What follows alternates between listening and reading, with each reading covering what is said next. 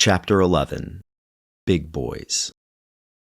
Drew and Billy pitched off their bikes and landed in a raspberry thicket. Drew's left leg throbbed, but the pain melted into panic, his brain racing.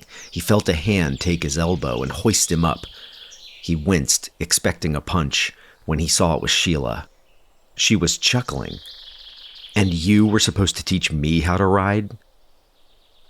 Drew looked down at Billy, the pale, freckled boy, head closely shaved, still lying blinking among the overgrowth. Jimmy looked delighted, ignoring the crash and flashing them a toothy grin. He comfortably flexed and straightened his back. "There's my guy." He glanced at Sheela. "Who's your friend, Drew?" Sheela sized them up and fixed on Jimmy. "Friend or foe?" she asked. Drew didn't respond.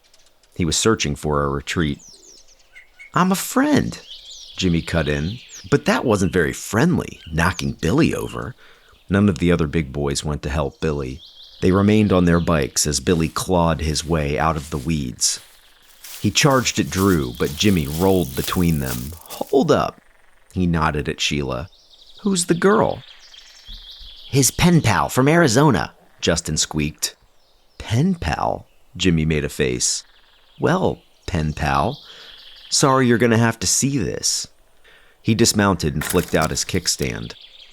"So they're foes," Sheela said to Drew. Jimmy gestured behind him at the tree and the pile of ash where the big boys had made a bonfire of the materials for their future treehouse. "You guys like what we did with your old fort?" "Deal with them and let's keep moving," Sheela said coldly. Jimmy smiled even wider. "That's a great idea. Deal with us, Drewy." Drew clenched his fists and felt the blood hot in his face. The helplessness and humiliation were worse than any coming pain.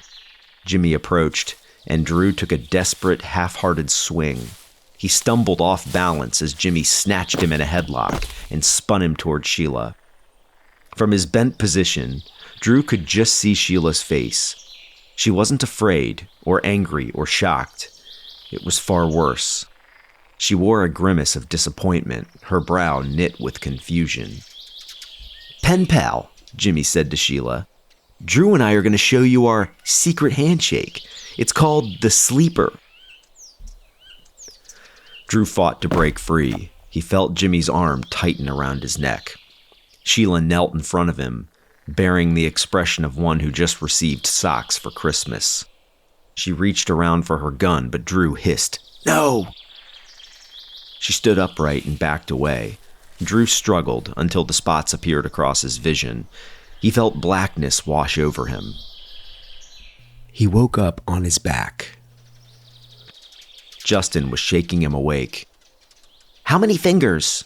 He always held up 3 and switched them to 2. Drew turned his head and saw the big boys riding away on the mountain bike trails Drew and his friends had worked hard to create. They'd tossed their bikes into the brambles. "Where is she?" "She grabbed the gear and asked me for a shortcut back to the barn. I told her how to go through town." Drew sat up, his head spinning. Justin helped him slowly to his feet. Drew found his legs and waded into the tangled thicket. He fished Justin's bike from the weeds and thorns and then did the same with his own. "I'm sorry I didn't help you," Justin said. "It's my fight." "What do you think Sheila's gonna do?" "Ask Jimmy to be her liaison." "She still needs our help." "Not mine." Drew kicked his bike, cracking his shin on the crossbar. He cursed as he lifted the bike up and shoved off. Justin rolled along behind him. "Just go back to the barn, Justin. She still needs your brains." They rode out of the woods and into town. Justin continued following as Drew pedaled harder. "Justin, stop following me." "No, I'm not supposed to let you feel sorry for yourself. Ryan said." The two sped uptown. "Ryan can take my place," Drew shouted. He drifted out into the street. "Drew, you're gonna get hit." "I don't care." "You're being an idiot." "So?"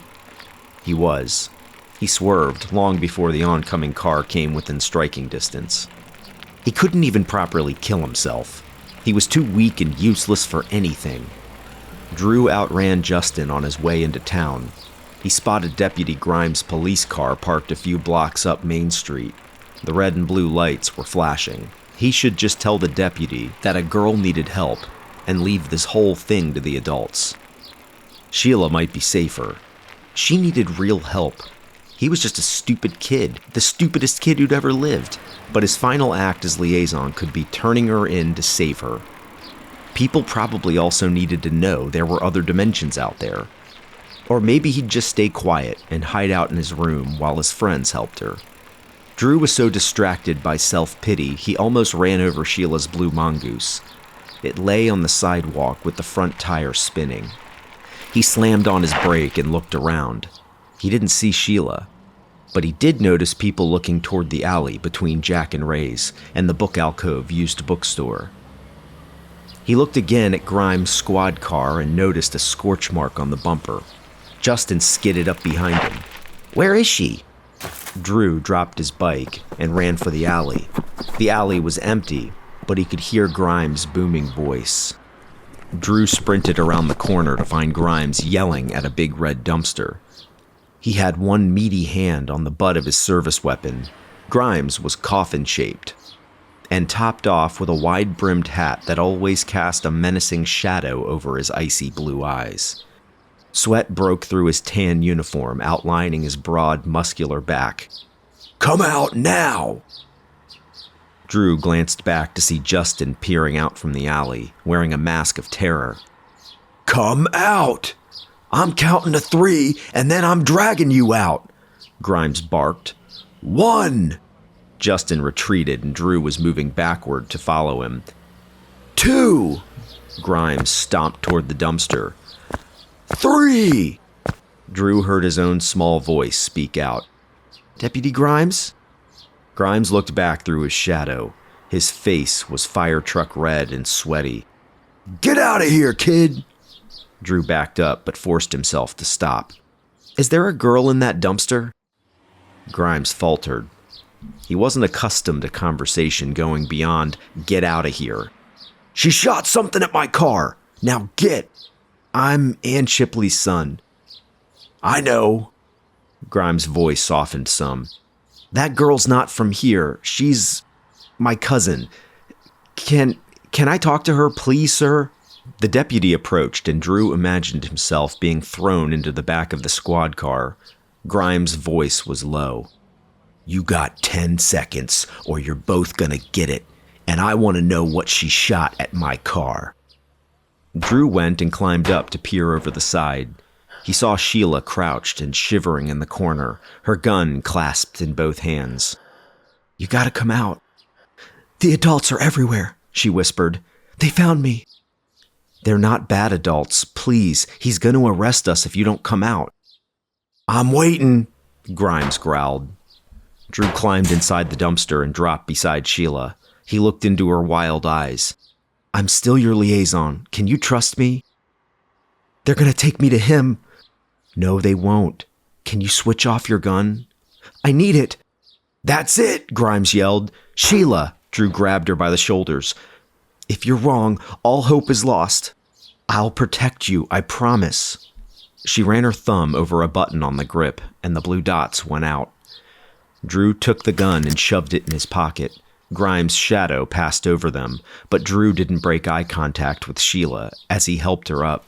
Drew climbed out first and helped Sheela over. She was shaking and gripped his arm tightly, refusing to let go. Drew turned toward Grimes, with her still clamped on him. "This is my cousin from Arizona. She has panic attacks." "What'd she shoot at my car?" "A bottle rocket. I gave it to her. She didn't know what she was doing." Grimes leaned in and snatched the dazer from Drew's pocket. "What's this?" A toy." "Heavy toy?" Grimes tried to check it the way he'd check his weapon, turning it over in his massive hands. "What the heck?" he muttered. He pointed it away from them and pulled the trigger. Drew winced, but nothing happened. Grimes tossed the dazer back at Drew. "It won't happen again, sir, I promise." Grimes glared down at Drew. "Stupid kids." Chapter 12. Girl problems. After Grimes stormed off, Sheela snatched her dazer from Drew and ran her thumb over the grip, reactivating it. She ran to the brick wall at the back of the used bookstore and peered out from the alley. Drew came up beside her as they watched Grimes get back in his car and speed off. A moment later, Justin snuck around the corner and came running. "Holy moly! I thought you guys were toast for sure." "You guys gotta get going," Drew said. "Justin, show her back to the barn." Sheela was rooted to the ground, staring wide-eyed out at the adults as they passed by on Main Street. "There are too many of them." Drew checked his watch. They were out of time. Then he caught sight of something and had an idea. "Justin, go get the destroyer," Drew said. "The destroyer?" Sheela gasped. Justin nodded and ran off. Drew stood beside Sheela as she crouched low, squeezing her pistol tightly. "I'm sorry they betrayed you, your parents," Drew said. She couldn't speak, but shoved a lone tear from her eye. A minute later, Justin returned with a foot-tall soft ice cream cone, a chocolate and vanilla swirl with rainbow sprinkles. "Try this, it'll help," Drew said. "What is it?" "The destroyer," Justin said. He tipped it to her. "You lick it." She looked at them suspiciously, keeping an eye on the street for any oncoming adults. She took a quick lick. The sugar struck her brain, and she snatched it from Justin, lapping at the sprinkles and melting sides. She stopped only for periodic brain freezes. "Feel better?" Drew asked. She nodded. "See that guy?" Drew pointed across the street at the Jimmy Cone, with its teal-painted stucco structure and green hooded awning. The owner, a burly black man with kind eyes and a round face, was handing another child a cone through the window. "He gave that to Justin. He didn't capture him. Justin came back. No one here is under Malgore's control." "Yet," Justin said with a shudder. They moved to the end of the alley and Sheela scanned Main Street, carefully studying each adult.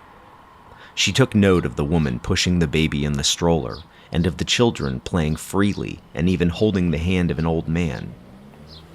She finally tucked her gun into her waistband and hid it beneath Anne's shirt.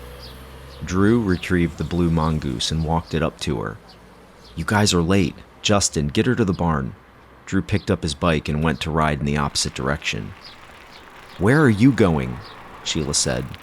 Drew stopped and looked back. "Ryan will be a way better liaison." Drew shoved on down the sidewalk. He was passing the Chuck E. Cheese when Sheela rode up beside him. "You're still my liaison." "I failed you." They pedaled on, and each time he tried to pull ahead, she caught up. "You came back." "I still failed." "You're failing me now." Drew eventually slowed, relenting, and they all rode on together. This time he kept his butt on the seat. No more showing off. Sheela was fascinated by the adults. As they passed the park, she slowed to a stop and watched a man with his little girl. He was waiting for her at the bottom of a slide, and she squealed as she slid into his arms. He tossed her in the air, kissed her, and held her close to him. She rested her head on his shoulder. Drew and Justin wheeled back around and parked beside her. "Sheela, we need to go." Sheela watched as the dad carried the girl from the slide to the jungle gym. "He's not going to hurt her. He loves her," Drew reassured Sheela. "I know." Sheela shoved off. They arrived at the barn and ditched their bikes in the corn. When they ran in, they found the girls still on the floor with several talk-talks curled up around them, sleeping. Soda cans were lined up on a hay bale at the back of the barn, and a cluster of holes were scorched into the barn's back wall. Sheela stepped over the girls and picked up a squat boxy laser rifle off the floor. Kevin emerged from a stall at the back of the barn, carrying a busted egg crate. A young talk-talk was perched on his shoulder, whispering, "Bigger target, bigger target." "Oh, hey, guys." He hid the crate behind him. "Shooting practice?" Drew asked. Sheela examined the gun and then looked back at the cans. All four of them stood, untouched. She frowned. "The gun's defective," Kevin said. Sheela took aim and squeezed, blowing up every can on the ledge. They exploded in sprays of creamy bubbles. She handed Drew the rifle.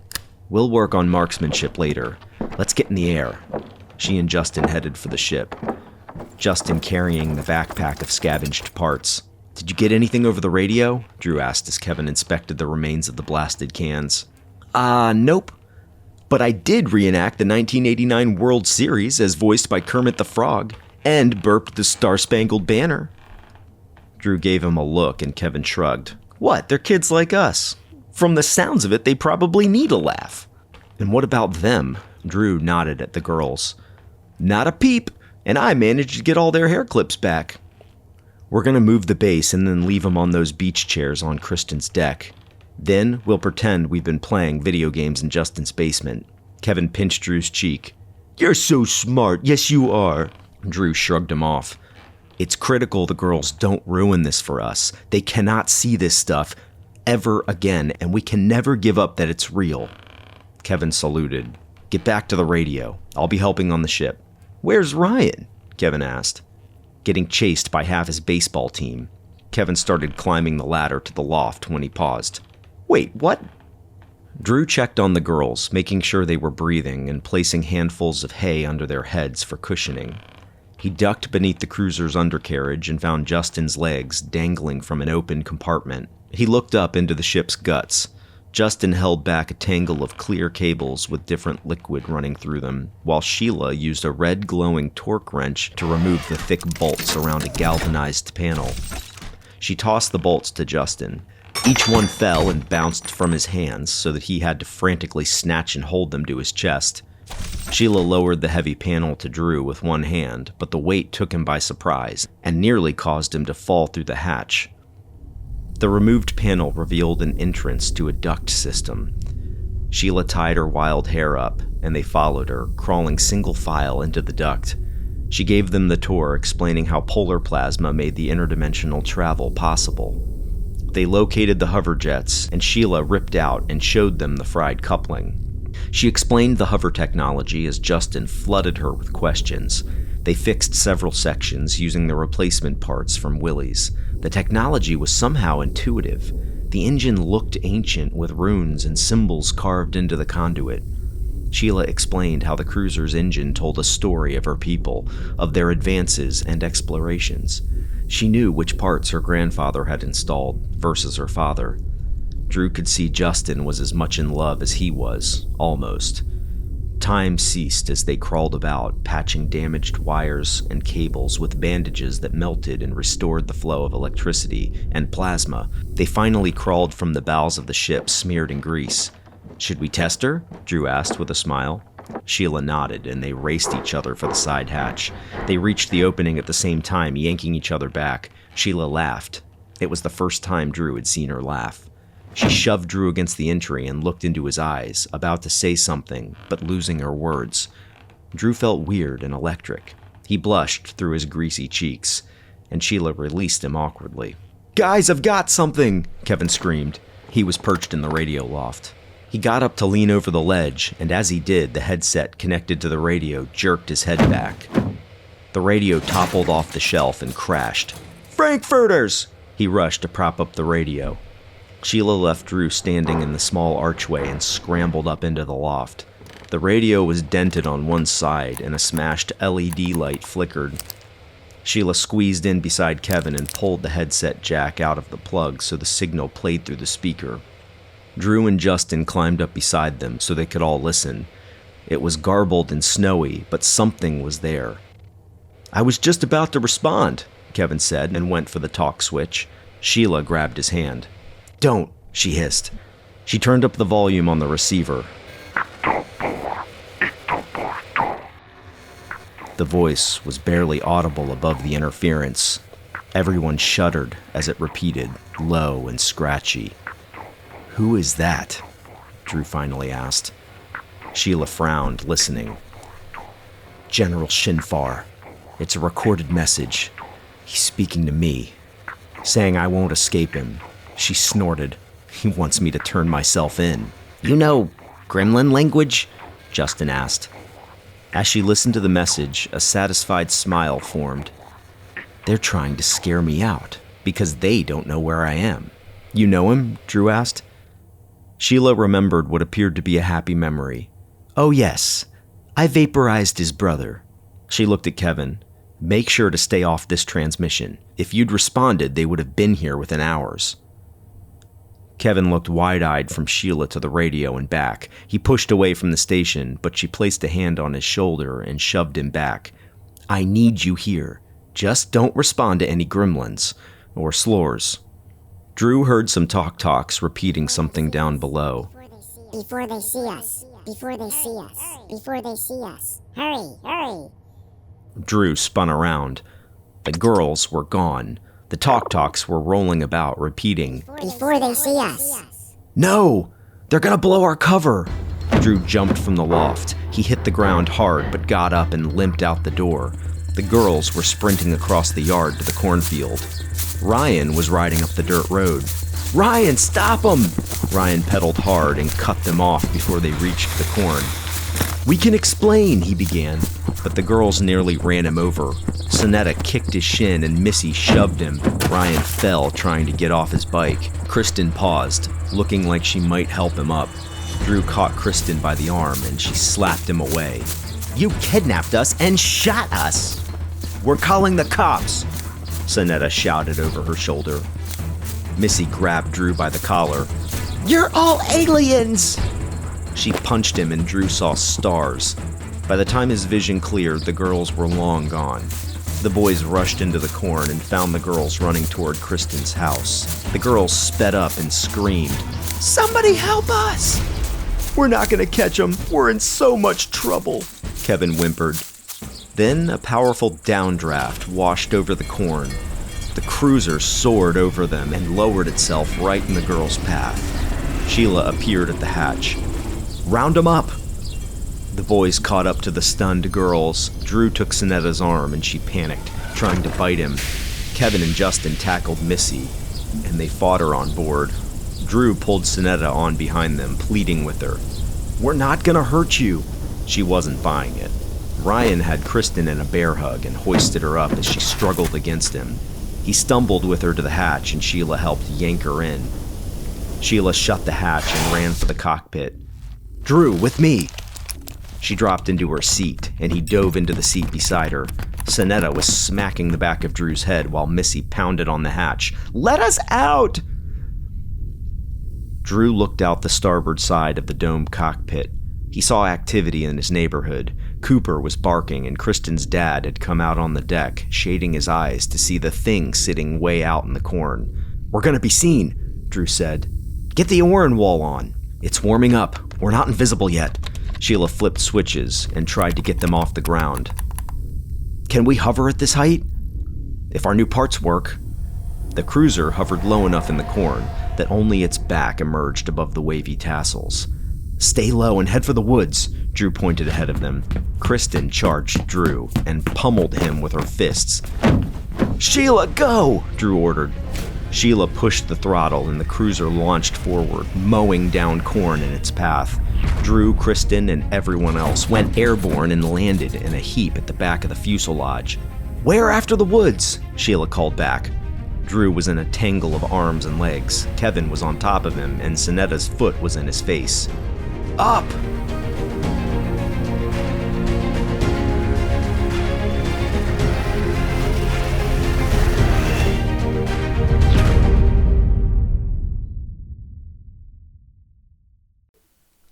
Chapter 13. A Whole New World.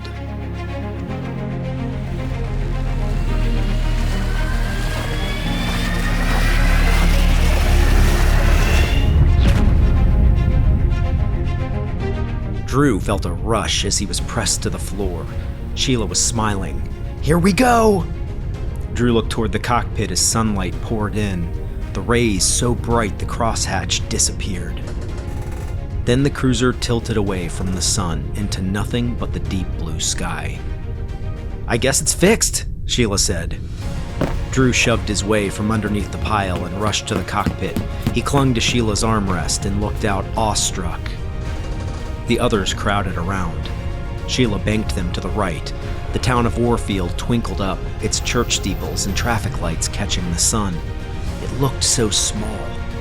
Sheela soared through the golden sunlit clouds. She swept down over the Blue Ridge Mountains and over the next few towns, circling back to Warfield. "They'll see us!" Justin gasped.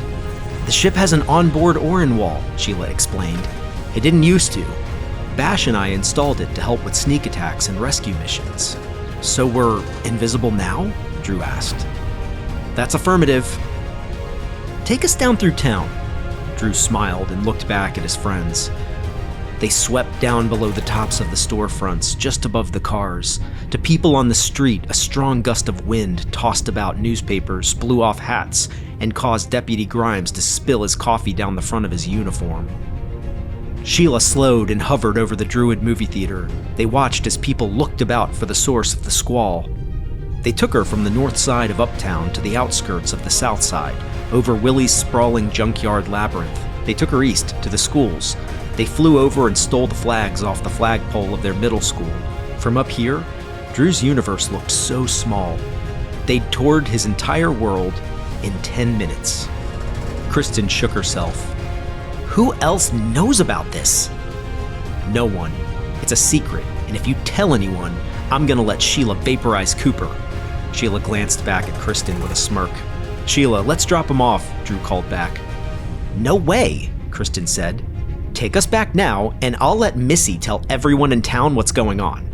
She looked at Sheela. "Vaporize my dog, and I'll vaporize you." Sheela chuckled. "I like her." "What do you want?" Drew asked. "To help find that ship," Kristen said. "Speak for yourself. I want to go home," Snetta said. Kristen turned on her. "This is the craziest thing you're ever going to experience. Ever. In your whole life. You want to spend the rest of your lame summer by the pool while these boys get to fly around helping Alien Girl?" Missy and Sonetta looked at each other, and Drew watched them concede as his heart sank. The girls? They couldn't be trusted, and they'd get in the way. His goal of joining Sheela and leaving felt further away. "If you're all in, let's get started," Sheela said. "You're about to see the greatest starship ever created. Drew, switch on the seeker station." He looked dumbly at the dash controls, and Sheela gave him a subtle nod to a yellow switch. He flicked it, and she took the polar key from around her neck and plugged it into a slot. Commencing the seeker lock, blue and purple searchlights appeared through the domed window, sweeping over the town and up into the sky. "What are the lights?" Drew asked. "The seekers you planted," she said. "Call out when you see a portal. The seekers will reveal it. It'll look like a patch of purple against the sky." Everyone joined in, crowding each other to see who might spot it first. "How's it hidden?" Justin asked. "My father probably created a fold, a space between dimensions. It was the only way to ensure no one ever found it. We're looking for the gate to that fold." Sheela rotated the ship slowly, but as they all peered up and out, no purple doors glowed against the blue. Sheela stood and shoved through them back to the radar station. They followed her, bumping into each other. A 3D readout of the town appeared on the dish, and a large blue pulse flashed. The polar starship hiding in plain sight. "I don't understand. It's right in front of us." "Where?" Sonetta asked. "The key shows me it's here, but the seekers aren't seeing a portal." Kristen leaned into Drew and whispered, "What is Alien Girl talking about? She's not an alien." Sheila's breath quickened. She pressed down hard on the throttle and took them in a wide sweep of the town's perimeter. "We must not have a seeker in the right spot. We're missing the gate." "She's talking to herself," Kevin whispered. "Where's the door?" Sheela flew faster and faster. She swept up higher and higher, circling Warfield. The others looked down as they banked. The whole town was painted over with grid lines, and the purple searchlights traced up with transparent fingers into the sky. They flew around for hours. The others eventually started exploring the cruiser. Kevin and Sonetta found the medical compartment with its healing salve spray foam and instant wraparound bandages. Kevin now looked like a mummy, and Sonetta was demanding he stop wasting the supplies. Ryan lowered the ball turret below the ship's undercarriage and jumped down through an irised hatch. Kristen squeezed in with him, and the two were stuck staring down at their town. Justin was in the rear, playing with various gadgets that hung from rigging, and Missy coaxed one of the Talk-Talks to sit on her shoulder by feeding it sticks of juicy fruit. Drew had remained beside Sheela as she flew them around and around, scanning the golden clouds and deepening purple sky. He'd been waiting patiently for his moment. She hadn't spoken in a while, but was chewing her cheek fervently. Behind them, the polar's ghostly outline pulsed on the radar, mocking them. "Do you need a break?" Sheela started and looked up at him. "You're not flying." "It would help to have another pilot." Her glare stopped him. Missy ran up, several talks clinging to her like baby monkeys. She hit Drew in the shoulder and grabbed him excitedly, while gnawing on a massive wad of gum. "Justin and I found goggles that will help you see through walls!" Drew caught sight of her Minnie Mouse watch. It was nearly 7 o'clock. Oh, crap! Drew flipped the yellow switch, and the blue seeker overlay cleared from the cockpit window. The mountainous clouds in the distance were now bronzed by the setting sun. With the blue-tinted window, he hadn't noticed the day disappearing. "Sheela, unless we want to explain all of this to their parents, we need to get everyone back for dinner." Moans of protest sounded throughout the cabin.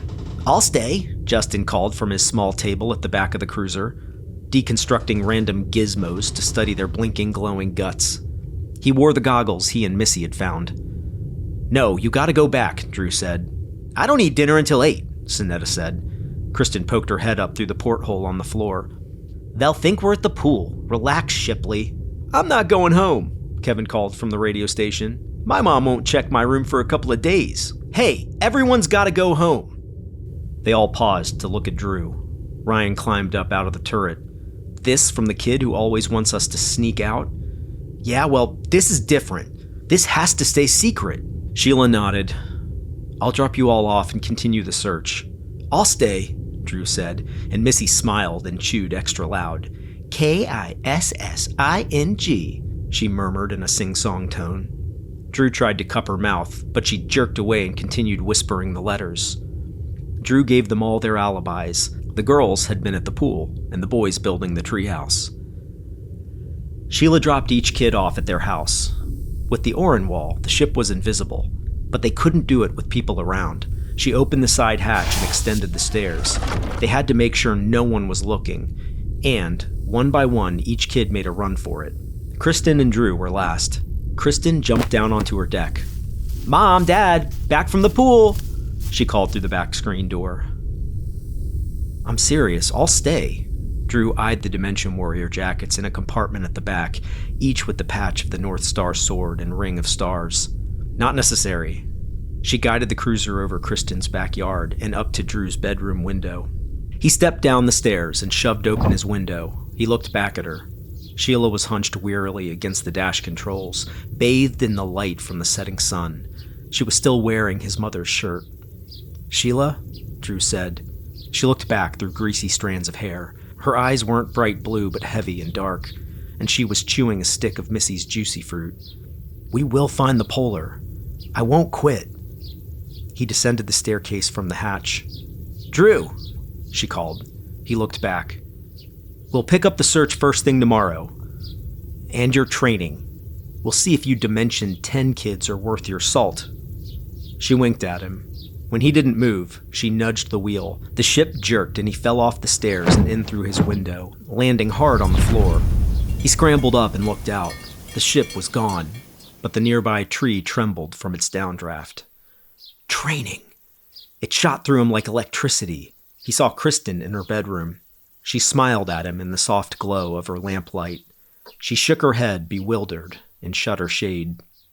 That night over TV dinners, Steve actually talked.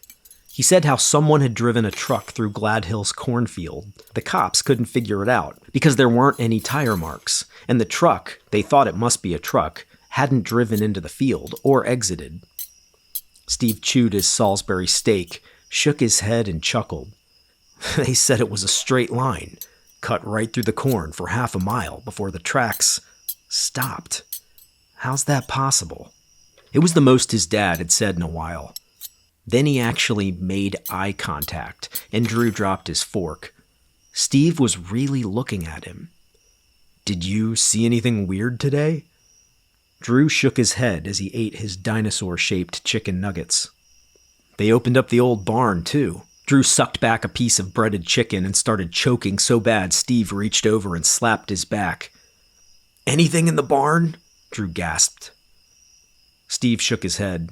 Grimes said they opened it up, but it was empty. His dad chewed a while longer and said, "Want to go have a look at the field?" "Yes, and maybe I can tell you, and you can be the one adult to keep it a secret and help us." Drew couldn't manage a word. His brain was tired and stretched. His dad nodded. "Well, you're right. Probably not a good idea. I just know it's something your mom would have loved. I'm sure the two of you would have been all over that field." They finished their meal in silence. Drew dragged himself off to bed and slept below the dream state in a deep, dark exhaustion. The sun was gone, and the June bugs pinged off the street lamps. Jimmy Griffin straddled his bike on the curb in front of Drew's house. The big boys had heard about the cornfield incident and were here to investigate. The cops turned them away, but they snuck back in and walked up the long strip of mowed corn stalks. The others had laughed and hocked loogies in disbelief, but Jimmy had walked along silently, thinking. He'd looked up and spotted Drew's house and remembered the mysterious girl. He'd remembered she'd been wearing Drew's mom's shirt and a weird, oversized jacket. He remembered her blue flashing eyes. She hadn't been afraid of him. In fact, she'd reached around to her back like she was going to pull a weapon. The other big boys all went home, but Jimmy drifted through Drew's court. He rode up at sunset, looked around, but didn't see Drew or Kristen or the new girl. He slowly wheeled around the court to go meet the boys uptown. Then, he spotted something that made him slam to a stop. His tires slid over gravel. He missed his footing and fell hard. Scrambling to his feet, Jimmy looked back to what he'd seen. Drew Shipley had appeared in the sky above his house, standing in mid-air, and leapt into his bedroom window.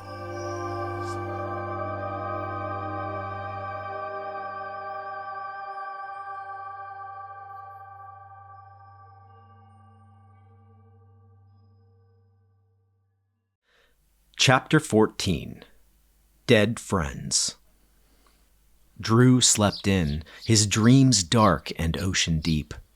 He'd finally had to swim to the surface and force himself awake. He ran to the barn as soon as his dad left and was still groggy when he found Missy sitting on the lid of an old, sealed-off well. The Talk-Talks were rubbing their heads on her legs like cats. "You're late, and we're missing one of the Talk-Talks," she said, her brow furrowed. Missing. They repeated. "Oh, I'll tell Sheela," Drew said. He slipped in past the oar-in wall to find everyone else waiting by the ship. "You're 20 minutes late," Justin said. Sheela brushed past him to the ship. "Let's go," she said as she threw on her jacket.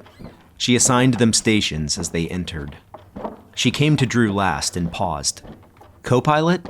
Drew asked. She frowned. "Hey, you said training." "Not that kind." They hovered from the barn and ascended straight up into the sky. Drew took the seat nearest to her, observing the ignition sequence and her careful touch of the wheel. As they soared over the town, Drew reveled in the smells, the hum of the engines, and the sight of a deep blue horizon. It all felt like home. He wondered if he'd been born on a rel and somehow ended up here. Ryan lowered the floor turret, opened the hatch, and jumped down inside. "Target practice?" he asked Sheela, sticking his head up through the porthole. Sheela looked back and smiled. "This is going to be better than a batting cage," Ryan said. She flew them low along the Blue Ridge Mountains, checking the radar for any large living creatures, but seeing none, she nodded at Ryan, and he discharged the Gremlin gutter guns. The recoil pounded through the floor, thudding in their chests. Pulsing balls of red light slammed a bald hillside, and when the clouds of dust cleared, craters remained. Missy climbed up into the ceiling ball turret and fired up into space. They crowded under the cockpit's window and watched the red balls disappear into the atmosphere. They applauded and high-fived, and Drew caught Sheela laughing with them, but he saw her smile fade as though the happiness caused her pain. She flew them into a valley and cycled through the gunnery stations. She called out targets. "Weeping Willow, outcropping of rocks, abandoned car." Missy was a natural, hitting every target. By the end, she and Ryan were chiding each other, him taunting her from the floor, while she rained down insults from her perch above. No one else came close to hitting their targets. "I'm taking bets," Kevin called out. "Ryan versus Missy." They emptied their pockets while Sheela brought them back around to the clearing with the rested car. Drew felt someone grab his elbow. He glanced back to find Kristen behind him. "Who are you betting on?" Drew asked, but Kristen tugged him away from the group. "I need to show you something," she said. Drew followed her back to the navigation station. The station was partially enclosed, like an arcade flight simulator, and built into the wall where it could retract to make more space. The whole ship was like that, with bays and compartments that could fold up and disappear into the wall to make room for other stations or seating. She climbed in and yanked him in after her. They were squeezed uncomfortably in a seat made for one. Instead of a screen, an open surface like a table lay before them. "I can't believe you figured this thing out," Drew said. "I might be blonde, but I'm not blonde, Shipley." Kristen hit a few buttons and put one hand to a dial. Light poured up from the table and down from the ceiling, projecting a blue, shimmering, topographic 3D map in front of them. "Oh, cool. But we can already see Warfield in the cockpit." "This isn't Warfield, dummy." She zoomed out, using the dial, and Drew saw they were looking at a planet. A flickering chyron identified it as Orel. Kristen pressed the dial and spun it while Orel rotated. "No, not rotate," she scolded herself for the mistake, as though she were a seasoned operator. She punched the dial again. Instead of scaling or rotating, she was now rewinding the map through time. The textured blue projection glitched as it rewound. Suddenly, tiny ships swarmed backward, passing Drew's face. The planet came to life with tiny city lights. Kristen stopped rewinding and hit play. Drew looked closer. A fleet of incongruent insect-sized ships were speeding right at him and away from Orel. "This is awesome," Drew said, reaching into the projected universe like a god. "Check this out," Kristen said. She zoomed in on the fleet and pressed another button on the keypad. A radio transmission crackled through the speakers behind them. A kid's voice spoke. Drew laughed. "Sheila's gonna be impressed. What are you learning about the other dimensions?" "Each one is a small galaxy, way smaller than ours. But that's not what I want to show you. Now shut up. Watch." Drew listened as a girl spoke hurriedly, her shrill voice popping through the broken transmission. Kristen nodded to the ship leading the fleet, and Drew recognized the cruiser. He heard Sheila's voice trying to calm the other pilots. Their ship glowed when they spoke. A pod-like yellow ship now glowed as it transmitted frantically. More voices, mass confusion, yelling and sobbing. Suddenly, a gigantic mass dropped into the projected map. Drew pulled his hand away as if the thing was going to bite it off. At first glance, it looked like a ship, but then he saw its distorted face, its tiny red eyes and enormous mouth. Kristen zoomed out, and Drew saw it was a giant beast. It sprouted thin, spider-like arms and grabbed the yellow ship. The pilot screamed as a thick umbilical snaked from the beast's mouth, and the spider arms fed the yellow ship into it. They heard Sheela yell out. The black beast vessel fired a volley of sparkling orbs at the fleet. Nearly every tiny ship was hit and sent spiraling and sparking past Drew and Kristen's faces. One ship exploded, their transmission cutting abruptly to static. The other disabled ships were swallowed, their frantic voices disappearing one by one. Sheila's lone voice shrieked, but no one responded. Drew peered from the simulator to the cockpit, where Sheela was directing Ryan on how to hit a moving target. "How did you find this?" "It was up when I got in." Kristen faced him in the cramped space. "Drew, are we gonna die?" Drew realized his heart was slamming his chest, and he'd been holding his breath so tightly his lungs were cramping. He had no answer. The fear in Kristen's green eyes and her sharp grip on his arm brought him back. He forced a smile. "She just needs us to help her find the starship. We do that, and this war is over, and we are heroes." His voice cracked on the word heroes, and he quickly climbed out of the simulator. Drew found his way back to the cockpit, shaking off the images and screams. It had all felt like a movie or video game. Whatever it was, it didn't feel real. All he knew was this ship, his friends, and this star girl were real. Sheela steered them west, and the cockpit filled with sunlight. Drew closed his eyes and listened to the hum of the engines and laughter. The fear seeped away and he could breathe again. "Who's winning?" he called out. "Missy, 5-3, Justin shouted. "Kevin owes me 10 Slim Jims." Drew went up beside Sheela. She didn't look back at Drew, but was gazing at the horizon. She was flying them away from the gunnery targets and back across the mountains to Warfield. "Kristen's figuring out the navigation station," Drew said. What did she see? Nothing, just some maps. She looked up at him for a moment. Drew tried not to look at her. Kristen emerged from the navigation station. She stood behind Sheela, wiping her cheeks. Her lips were stiff and resolute. "Hey, alien girl. See the door or gateway or whatever you call it?" Sheela glanced back.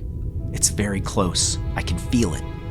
They flew uptown for one last sweep and saw the Druid's marquee lighting up Main Street. The old theater was showing a cult classic, Ghost of the Werewolf. "Have you ever seen a movie?" Kristen asked Sheela. "It's too risky," Drew said. "Come on, Drufus." Kristen gently nudged Sheela with her hip. "I'll treat." "I have to keep searching. I'll take you all home," Sheela said. "No, Sheela, it would be so fun," Missy squealed. She ran into the cockpit and yanked Sheila's arm excitedly. "You have to!" The talk that had snuck into Missy's backpack chirped. "Fun! So fun! Fun! So fun!" Sheela yanked away from Missy. "No!" she screamed. Missy gaped with her hands up. The talks hid and everyone else stopped and looked at Sheela. She turned away to the cockpit window, her body rigid as she breathed heavily. "The Dimension Warriors are counting on me." Drew nodded to the others and they quietly gathered their things and lined up by the door. Drew approached Sheela from behind. "The crew's ready to exit." He heard Sheela sigh and her shoulders dropped. She'd removed something from her pocket, a tiny black pill. She weighed it in her hand and, after a second's delay, popped it and swallowed. A moment later, she peered over her shoulder at Drew. "What's a movie?" "All right," Kristen clapped. "She needs a shower, Drew. Your dad won't be home yet. She'll take one there." Drew tried to protest, but Kristen shoved her hand over his mouth. "Your house." Chapter 15. Ghost of the Werewolf. They parked the cruiser over Drew's house, and he snuck her in through his window. The others went over to Kristen's to call their parents and ask permission. Sheela paused in his room, looking at the stacks of comics and the model planes hanging from the ceiling. "I know, it's a mess," Drew admitted. "That's not what I was thinking." "What were you thinking?" She went to his desk and moved some pages about, looking at his sketches of monsters and elves. "I used to have a room." She drifted and her eyes settled on the small framed picture on the dresser across his room. She went and lifted it. Drew's mom was wearing the Terminator t-shirt. Sheela looked down at the same shirt beneath her jacket. Drew saw her study the young boy in the picture, his eyes bright, smiling wide, throat muscles bulging in a lively giggle. The moment was frozen there forever. Drew said, "Come on, I'll get you a towel. Kristen's bringing over some clothes." Drew led Sheela to the shower in the upstairs hallway bathroom. He felt fidgety and didn't know what to do with his hands, or what to say. As the two of them crowded into the cramped little bathroom, he also felt self-conscious. Was this a hovel compared to what she'd known back on Orel? She was probably wealthy or high society. She looked about the house while Drew started the shower and showed her the shampoo and soap. He left her as the small yellow room filled with steam. Drew kept watch for his dad, terrified he might return early. Missy shoved through the back sliding door, one arm holding some folded clothes to her chest. She still wore her backpack, and Drew caught a glimpse of a talk peering out at him. Without asking, Missy opened his pantry and grabbed some raisins. She opened the tiny box and began handing the furry creature wads of wrinkled fruit. "That thing belongs in the barn." "Hey, don't talk about Larry that way." "Larry?" Drew screwed up his face at her. She stuck out her tongue as she handed Larry a pack of M&Ms. Missy then stole upstairs with the clothes. "Sonetta, I need a brush! Stat!" she hollered out Drew's window. Sonetta bounded through the door with Kristen's pink caboodle and a brush. She pushed past Drew and hustled up the stairs. Kristen entered with the boys. "My dad's okay with us going, and he gave me money." She headed up the stairs while the boys turned on the TV and flipped through National Geographic magazines on the coffee table. Drew anxiously kept watch through the foyer window. I just don't want her to get caught, he was muttering when Sheela suddenly descended the stairs with Kristen. Her once grimy skin, tanned by grease and dirt, was fair and pink from scrubbing, and her wild black mane was combed with one side pulled through a neon pink scrunchie. Kristen had tried to cover up her scar with base, but it showed through, bright and angry. She wore Kristen's white floral-patterned leggings and a purple t-shirt with a shirt tie holding up one side at her hip. She also wore Missy's white Keds. Kristen had carefully applied peach-flavored Lip Smacker lip gloss and wrapped Sheila's bare wrist with several of Sonetta's multicolored slap bracelets. Sheela looked like a regular 90s girl, save for the scar and the pistol hidden at the small of her back. The commander of the Dimension Warriors blushed and squirmed uncomfortably. I'll try this movie, but then I need to keep looking for the ship. Steve's car headlights washed across the living room wall. Chaos ensued in screams and hurried laughter. The kids scattered, running into each other. Kevin fell over the coffee table and tripped Missy. Larry, the talk-talk, went flying and landed on the kitchen counter. Drew scooped up the creature and herded them all out the sliding back door. He bumped into Sheela and dumped the talk-talk into her arms. Do I look like an Earth girl? You look great. Not great. I mean, you look fine. He winced and ushered her out the door, just as his dad slumped through the front door. Drew closed the sliding door and spun around. Hey, Dad! Steve had a pizza box in hand. How was your day? He dropped his briefcase on the couch and lifted the pizza in a tiny celebration. Drew sputtered to a stop and looked at the box. Jerry's Pizza? Steve looked down at the thin, grease-stained box, hefting it as though guessing its weight. I thought it was time. She would want us to have Jerry's Pizza again. He meant it as a joke, but neither of them laughed. Pepperoni and pineapple? That's right, Steve said, his mouth trying to remember how to smile. Drew could sense his friends waiting eagerly in the yard, and he felt Sheela watching him. Shoot, Dad, I'm sorry. I kinda had plans with the guys. Can I go see a movie? Steve didn't skip a beat. Absolutely. More for me. He chuckled and held the pizza with both hands, unsure what to do with it. I'll save you some. Do you want me to stay? Nah. You've been doing a good job with the house, and I've been tough on you. Get out of here. Go have fun. Drew lingered a moment, and then backed out. He saw his dad enter the kitchen.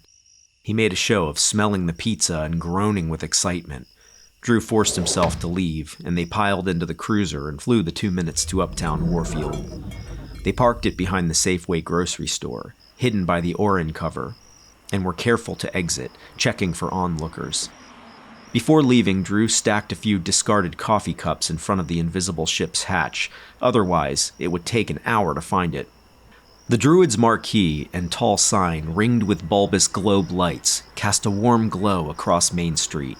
Teens and young couples lined the sidewalk from the ticket booth to the storefront of Jack and Ray's. Drew could hear people murmuring about the phantom wind gusts, and he smiled to himself. Sheela tensed around the adults, sticking close to Drew and pivoting so that she never had her back to any grown-up. A few kids asked who she was, and Drew introduced her as his pen pal from Arizona. He couldn't help noticing the attention she was attracting from some of the older boys. They walked into the theater lobby, and Sheela looked at the crowd in disbelief. They all look so free, she whispered to Drew. It reminds me of how I used to be. I'll be right back, Drew reassured her, as he and Ryan went to the counter to get popcorn. Sheela looks different, huh? Ryan asked. What? Drew snorted. Yeah, I guess so. Ryan nudged him, and Drew tried not to make eye contact. Later, they found a row of squeaky reclining seats and sat among the throng of kids catcalling and throwing popcorn. Drew, stay with me, Sheela ordered, and Missy whistled as he edged past her in the row. The lights went down and Sheela reached for her laser pistol. It's okay, the movie's starting, Drew reassured her. He tilted the bag of popcorn to her. She shook her head and kept looking around. As your liaison, I'm telling you to relax. Slowly, she settled back into her seat, and soon she was stuffing her face with popcorn and asking questions. What were movies? Why did people watch them? They were finally shushed by irritated adults a few rows back. She jumped several times at scary scenes and grabbed Drew's hand so tightly he thought it might snap off. "So this isn't really happening?" she asked, unable to pry her eyes away from the screen. "No werewolves were harmed in the making of this film," Drew said. She looked at him and frowned. "Dimension 10 humor," he said, and she grabbed a handful of popcorn and threw it in his face. Kevin shoved some popcorn kernels in his nose and blew them at Justin. The two slapped at each other. Kristen grabbed Ryan's hand during a scary scene and held it long afterward. Even in the dark, Drew could see him blushing. At the movie's climax, there were several jump scares, and Sheela screamed and laughed. Kristen and the girls cracked up and were shushed by half the theater. After the movie, they went to Jimmy Cone, where Kristen treated them to soft ice cream. Sheela devoured hers and doubled over from frequent brain freezes. They all snuck their ice cream cones into the arcade where they played skee-ball. Sheela took to the arcade games, crushing records on Defender, Galaga, and Pac-Man. The kids laughed and shoved each other. They mocked and moved about, but they never separated. This world-shattering revelation had bound them together. They were a unit, and they felt it. They knew they were different from the other kids. Drew felt it as a warm tingle in his stomach, a magical levity to his mind and mood. He felt like a hero of his own movie. He imagined being followed by an old-style Hollywood film crew. Cut, print, moving on. He walked taller and imagined cameras catching every subtle look. But it was better than being in a movie. This was real. He could tell they all felt it, and no matter what happened after tonight, none of them would ever be the same. At that moment, he was only afraid of one thing: waking up to find out it was all a dream, and realizing his reality was being stuck in that tomb of a house, doomed to become a zombie and eventually face real death. But now was not the time to worry or feel guilty that Steve was back at the house eating a TV dinner while an entire Jerry's Pizza cooled on the counter. The Friday night haze of sugar, lights, and laughter blinded the whole squad to the growing number of missing dog signs tacked to the telephone poles along Main Street. Drew was so caught up thinking about Jerry's Pizza and watching Sheela transform into an Earth Girl that he didn't see Jimmy Griffin prowling along behind them, Jimmy's dark eyes drifting between Drew and Sheela. As liaison, Drew also missed the weird-looking kid, obscured by the darkness and shuffling in the deep shadows off Main Street, wearing a beat-up fedora and Willie's large, ratty coat in the middle of summer. The kid's large clothes were oil-stained and torn, like they'd been snatched from Junkyard Willie's closet. The kid made soft clicking and crunching noises as he limped. He was hobbling about, alone, assumed by onlookers to be physically disabled. He paused only to mimic people. He performed awkward dance moves, waved, and even high-fived to no one. A few teens stopped to make fun of him, copying his walk, beating their hands on their chests and yelling, "Retard!" But the kid didn't seem bothered. He waved from the darkness on the far side of the street and copied them, beating his hand on his chest. This made the teens laugh harder, but eventually they got bored and left. The hobbling kid in the big jacket ambled past the grocery store as if he were on a Sunday stroll, when he suddenly froze. He was a statue for several minutes before a long, blood-purple tongue slithered up through the jacket and waved in the air. The tongue quivered and moved slowly around, the tip pointing like a beacon. The kid began a slow shamble, making a wide circle around the Safeway. The tongue kept tasting, and he sprayed something from one leg of his grimy jeans every 20 feet. He circled the area, a 1-mile radius, 5 times before the kid clicked and crunched his way awkwardly into a twisted locust tree at the back of the Safeway parking lot. Later that night, they pulled Sheela from the arcade. She'd downed 3 Cokes and a large thing of cheese fries. She also attracted a crowd of older boys. They watched her destroy Pete Lusk's score on Asteroids, a 5-year standing record. They demanded to know who she was, and Kristen, acting as her publicist, kept saying, "Your worst nightmare." Drew had taken her gun before she pulled it out to blast a hole through the Asteroids arcade cabinet. He quickly tucked the gun in his pocket.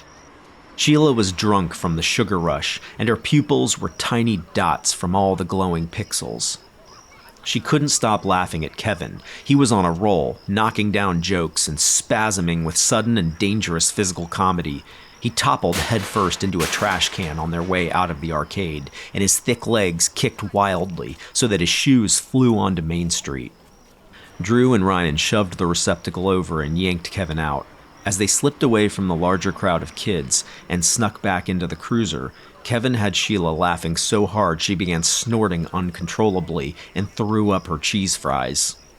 Drew was the lookout, scanning Main Street. When no one was looking, he ushered them up the alley between the dry cleaners and the appliance repair shop. The Safeway parking lot was out the other side. Drew sighed and relaxed. He'd gotten Sheela out of town safely and unseen. Then Missy grabbed his arm. "Larry's gone!" People on the street looked their way. Drew power-walked to her. "You're attracting attention," he whispered. "Who's Larry?" She looked up, pouting. "My talk-talk." "Which one?" "The one with the chunk of his ear missing." "Oh, crap," Drew whispered. They separated and made a sweep of the area. Drew's heart stopped when he spotted Larry, deformed ear and all. The little creature was trundling quickly across the street. Drew made a run for him and snatched him. The talk-talk shrieked. Drew! Then it latched onto his right hand with a big bite. Drew stifled a yell and shook Larry off. Larry ran beneath the parked car in front of Jimmy Cone, and Drew ran for him. He dove to his stomach and caught Larry by one of his 3 arms. He dragged him out as the creature squealed and clawed at him and shoved Larry into his backpack before anyone could see. Now back to the ship. He stood and felt a hand on his shoulder. "Missy, I got him." He spun and came face to face with Jimmy Griffin. Drew felt his lungs collapse as Jimmy punched him below the ribs. Drew dropped the bag and Jimmy clenched the back of his neck and hauled him to the sidewalk. "What's going on, Drew?" Jimmy was jittery and tense. "What do you mean?" Drew was still trying to catch his breath. "The cornfield? You jumping out of thin air above your house? That new girl? Bring me in on your secret, or I'll hurt you so bad, dude. I don't even care. I'll do it right here." He squeezed Drew's neck so that the muscles in his back and arms lost power. "I don't like stuff like this. I want to know what the hell's going on." Hell's going on? A tiny voice whispered. Drew and Jimmy looked down to see Larry at their feet. "What the heck is that?" Jimmy shoved Drew and leapt away. Heck is that? Larry screamed and darted between Jimmy's legs and up the sidewalk. The crowd in front of Jimmy Cone ran over to look, and while they did, Drew slipped away. The kid, perched up in the locust tree near the Safeway, had seen the talk-talk too. Drew found Missy searching the garbage cans beside Jack and Ray's. He grabbed her. "We gotta go." "No, I'm not leaving Larry." He pulled Missy into the alley. "We'll find Larry later. Jimmy's onto us." Missy paused and used both hands to twist him face to face. She looked like a stern parent. "Hold on, Drew Shipley. Are you telling me Jimmy Griffin knows what we're doing?" "Not yet, but he's getting close." They snuck around behind the Safeway, keeping an eye out for Jimmy. They saw the stack of coffee cups to the far left corner of the lot. They sprinted within 5 feet and felt around until the side hatch slid open. The warm, low-lit interior glowed against the night and startled them. Kristen poked out. "We lost Larry," Missy whimpered. They were about to board when, "Hey!" They all looked to see Jimmy speeding across the parking lot on his bike. Drew shoved Missy into the ship. "Shut the hatch," he ordered. It slid back with a hiss. Jimmy jumped off his bike and headed for Drew. "Where'd she go?" "Who?" Jimmy leveled Drew with a sweeping punch. "I'm only gonna ask one more time. What are you up to?" Drew felt anger rising like bile. It ran hot straight up his throat. He screamed a battle cry and jumped off the asphalt, lunging at Jimmy and swinging wildly. Jimmy backpedaled, batting down Drew's punches. One of Drew's swings caught Jimmy in the chin, whipping his head around. Drew's knuckles went numb as Jimmy stumbled back. Drew stopped. The other big boys had ridden around the corner. They'd seen the hit and rode headlong toward the fight. Drew shook out his aching hand. "Are you all right?" he asked. Jimmy looked up, his dark pupils dilated like a vampire. He grabbed Drew lightning fast and put him in a chokehold. "I'm gonna put you out," Jimmy laughed. "You're not gonna wake up this time." Billy meekly spoke up. "Jimmy, forget about him, man. Let's go." Drew felt darkness washing over him. He saw stars, his legs gave out, his hand dropped, and then he felt the gun in his pocket. To the big boys, Jimmy was about to put Drew to sleep, like he'd done 100 times. This time seemed more serious because Jimmy was out of sorts, and because Drew had fought back. So it was a surprise when Jimmy suddenly went flying. The consensus later was that Drew must have hit him with an uppercut or found some inhuman strength because Jimmy soared through the air and landed in a heap 6 feet away. The big boys watched Jimmy in awe as Drew limped off and disappeared around the corner. When they came to their senses and went to look for him, Drew was gone. Jimmy was out cold and wouldn't wake up for another 3 hours. Drew entered the ship's cabin to cheers and applause. Ryan was perched in the ceiling turret and called down, "I was ready to fire a warning shot if things got bad." Missy punched him and Kristen took him by the shoulders. "Hey, dummy, that was pretty cool." Kevin lifted Drew up, slamming his head on the cabin ceiling.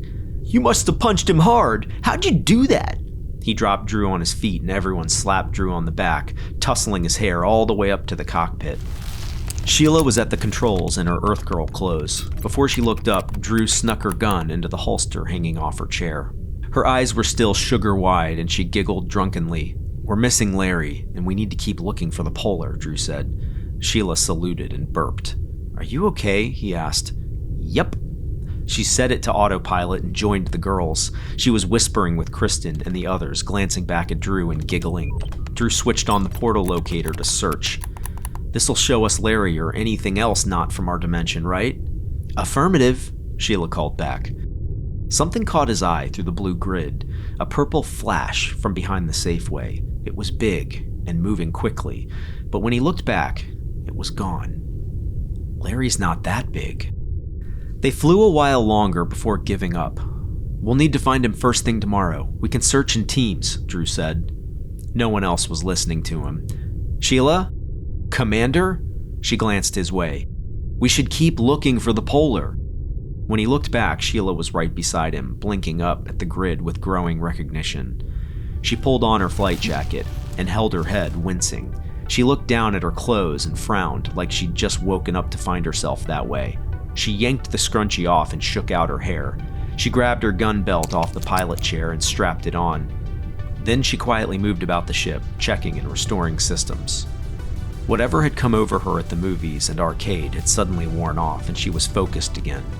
She didn't say a word about it, and neither did anyone else. They spent another hour looking for the gate and came up empty. She finally dropped them off at their respective roofs. They were leaving their windows unlocked and memorizing consistent alibis. All of them were now working on the treehouse, and their parents were proud of them. Before Drew jumped out onto his roof, he hesitated and turned to Sheela. "What?" she asked, looking back from the controls. "What did you take before the movie? It was like a pill, right?" Sheela looked back to the wheel. "I don't know what you're talking about."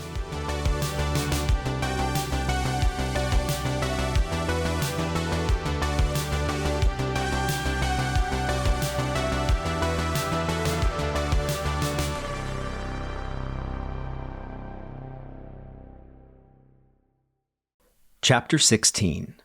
The Right Stuff. They continued the hunt for the Polar Gate throughout the weekend with no luck. Sheela was flying by night and training her new squad by day.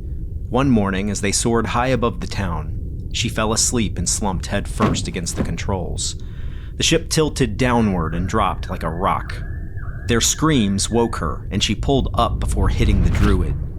From that point on, Drew posted Missy beside her, talking, tugging, and leaning on Sheela so that drifting off would be impossible. Drew discovered the more tired Sheela was, the more willing she was to answer questions. "What's that?" He pointed to a bank of switches on the dash. She huffed and pointed from bank to bank. "Primary controls are there.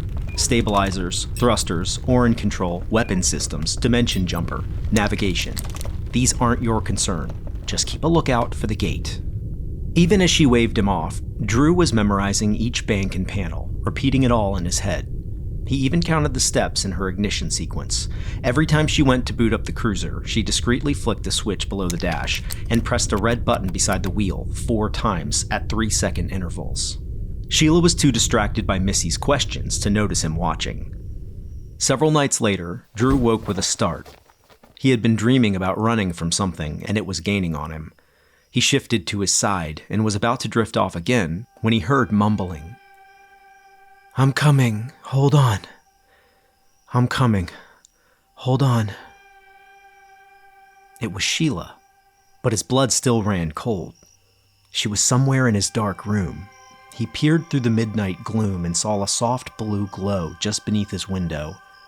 "Sheela, are you okay?" She didn't respond. He crawled out of bed and found she was asleep and limp, but for a white-knuckled fist clutching the glowing key at her chest. He went to wake her, but stopped. A terrible and wonderful idea struck him. "Ryan, this is Drew, over." Drew was in the hallway bathroom, whispering into his walkie. "Dude, it's 12:30. Did Sheela find the gate or something? Over." "Come over. Over." "I have an early practice, and my dad's driving me to make sure I go." "Mickey Mouse has warts." His 3 friends arrived 20 minutes later and dropped their bikes in the backyard. Drew beckoned them from the roof. He'd pulled out his dad's ladder and propped it against the house. "Drew, I need my beauty sleep or I wake up looking like a pale fat kid," Kevin grunted. "Hurry up, Sheela needs us." The cruiser's hatch sat open, suspended just above the roof like a dark portal. They followed Drew inside. "Reporting for duty, Sheela," Justin called out. "Sheela?" Drew closed the hatch with a pneumatic hiss. He bolted past them to the cockpit. He heard a collective gasp when he jumped into the pilot's seat. It creaked comfortably beneath him. Justin ran to the front. "You can't sit there." "Drew, didn't she shoot you for that?" Kevin asked. "Ryan, tell him that's not allowed," Justin said. Ryan took the jump seat beside Drew. "Sheela needs another pilot," Ryan said. They gathered eagerly as Drew reached below the dash. His finger found the switch. He flicked it and pumped the red button 4 times. Nothing. "Need us to get out and push?" "Shut up, Kevin." Drew tried again. Nothing. He did it several more times, his heart sinking. Justin dove in beside him, but instead of pulling Drew away, he started pressing buttons. "I've seen her do this." Ryan and Kevin started pounding on the dash while Drew ran through the ignition sequence again and again. "Start, dang it," Justin said. Drew finally smacked the wheel with frustration, and the ship hummed to life. The panels, conduit, track lights, and flight controls lit up all at once, and the boys hushed with excitement. Drew felt a wash of doubt, but gulped it away. He reached out and took the wheel. With the other hand, he pressed forward on the throttle, and the ship drifted away. They left the roof and floated over the backyard. "Here we go," Drew said. "Swings!" Justin said as the cruiser collided with the dilapidated playset, knocking it over. "Sorry," Drew said. He was shaking as he gripped the wheel. He felt lost and his brain went blank. He had a sudden urge to jump ship. "Any day, Drew," Kevin said. Drew closed his eyes and took a breath. He sensed the ship, as if his blood pumped through the engine and circuitry and wiring. Then he hit the boosters. They rocketed over the cornfield and the barn and the tops of the tallest pines, the cruiser traveling faster and faster, the engines swelling and drowning out their cheers. Drew screamed with the purest joy he'd ever felt. He pulled back on the wheel and took them straight up at the stars he'd longed for his whole life. They were at his fingertips now. They would be his playground.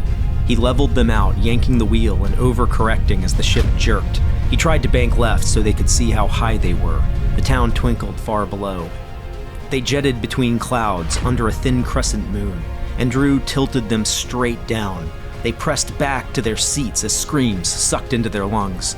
Drew pulled back on the wheel, and they swept through town. The downdraft blew the lids off trash cans. Then Drew thought of something. "I have an idea." He took them back out over the woods, over the giant box elder tree that was supposed to be their tree fort. He hovered over it and saw smoke rising. Drew could see a campfire, cigarette smoke, and the big boys with some girls they'd invited. "Justin?" Drew said. "Yes, sir." "Turn off the Orin wall." Justin shook his head. "We need to stay invisible. It would be irresponsible." Ryan let out a rare cackle, and Kevin joined him. "All right, fine." Justin leaned in on the dash and disabled the Orin wall. "I'm tired of always being the adult." Drew tilted downward, lowering the ship through the canopy. Jimmy and the gang all looked up as the downdraft blew smoldering logs out of their fire and across the ground. On his own, Justin activated the onboard lights, and the cruiser lit up like a mutant firefly. The big boys and girls were bathed in blinding light, each wearing a different mask of horror. Drew hit the boosters as they rocketed upward, but just before they launched back into the sky, they saw the whole crew fly back in all directions. After that, they buzzed the teens making out near the fairgrounds and woke up Bruce Ellis asleep in the Druid's ticket booth. All anyone would be able to report that night was a flying ball of light. Drew slowed them and hovered just outside of town. The boys convulsed with laughter, trying to high-five and missing each other as they fell from their seats. Drew's laughter trailed off when the moonlight caught the top of Grimes' squad car cruising toward them. Doesn't this guy ever sleep? Justin killed the lights as Drew pushed the throttle, but nothing happened. The engine moaned. Justin, what's wrong? I don't know. I don't know. The hover's still on, and the Orin wall's still off. Ryan dove forward and tried to switch it on. He and Justin collided and fell against the Orin controls. The ship disappeared and reappeared, hovering only 8 feet over the street. Outside, the squad car skidded to a stop just ahead of them. Grimes got out. He looked up at them and Drew's heart stopped. The giant officer gnawed on a toothpick as he pulled his gun. The boys were frozen, all twisted up and holding their breath. Grimes stared at them, but his dark eyes drifted around. He removed his hat and looked straight up. He finally holstered his gun and spat out the toothpick and got in his car. He drove right beneath them, his light bar only inches away from the cruiser's undercarriage. The Orin was on. Nervous laughter and more high-fives.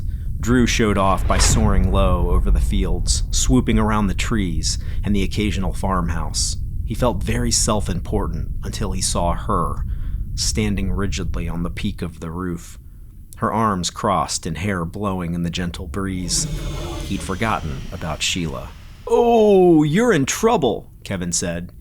Drew brought the ship in over the roof and parked it near the chimney. He could somehow tell she'd been standing there waiting.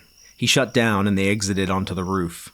She approached wearing a deadpan expression, and her right hand rested on her holster. Kevin shoved Drew in front. "He made us do it!"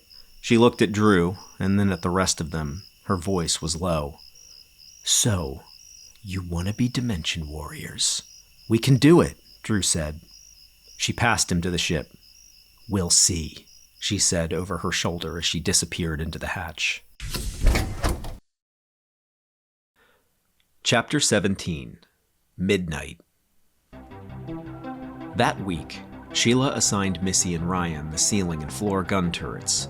She ordered Kristen to chart a course and send her the coordinates.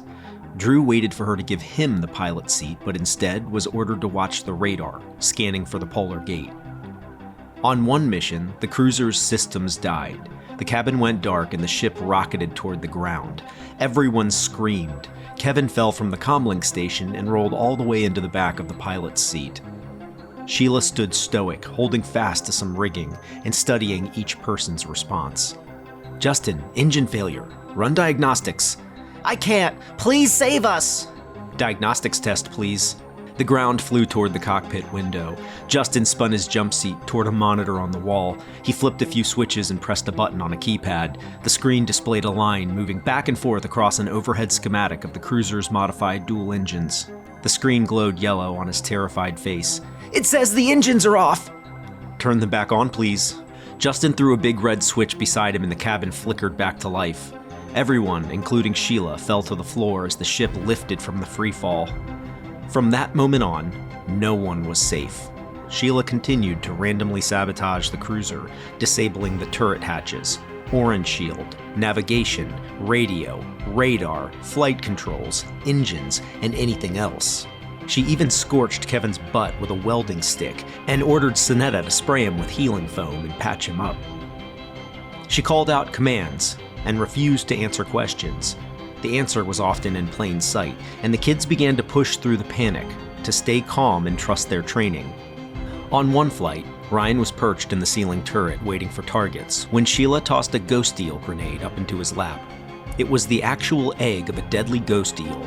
The gremlins harvested and outfitted the eggs with tiny black detonator rings. The detonator could blow right away or be timed, superheating and spraying the acid yolk over everything within a 20-foot radius. This egg was timed and beeped faster and faster as a red light blinked.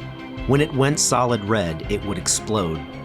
"I got this," Ryan called down confidently before he bobbled the baseball-sized bomb and accidentally dropped it back into the cabin. It went down Justin's shirt. He jumped up and ran in circles, trying to find the bomb as the beeping sped up. Sheela jumped to her feet, the first time she'd looked concerned. But right before it exploded, Missy tackled Justin and yanked the egg from his back.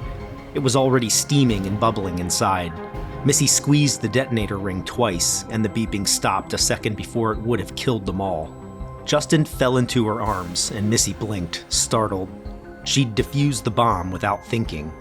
Everyone took a deep breath and applauded.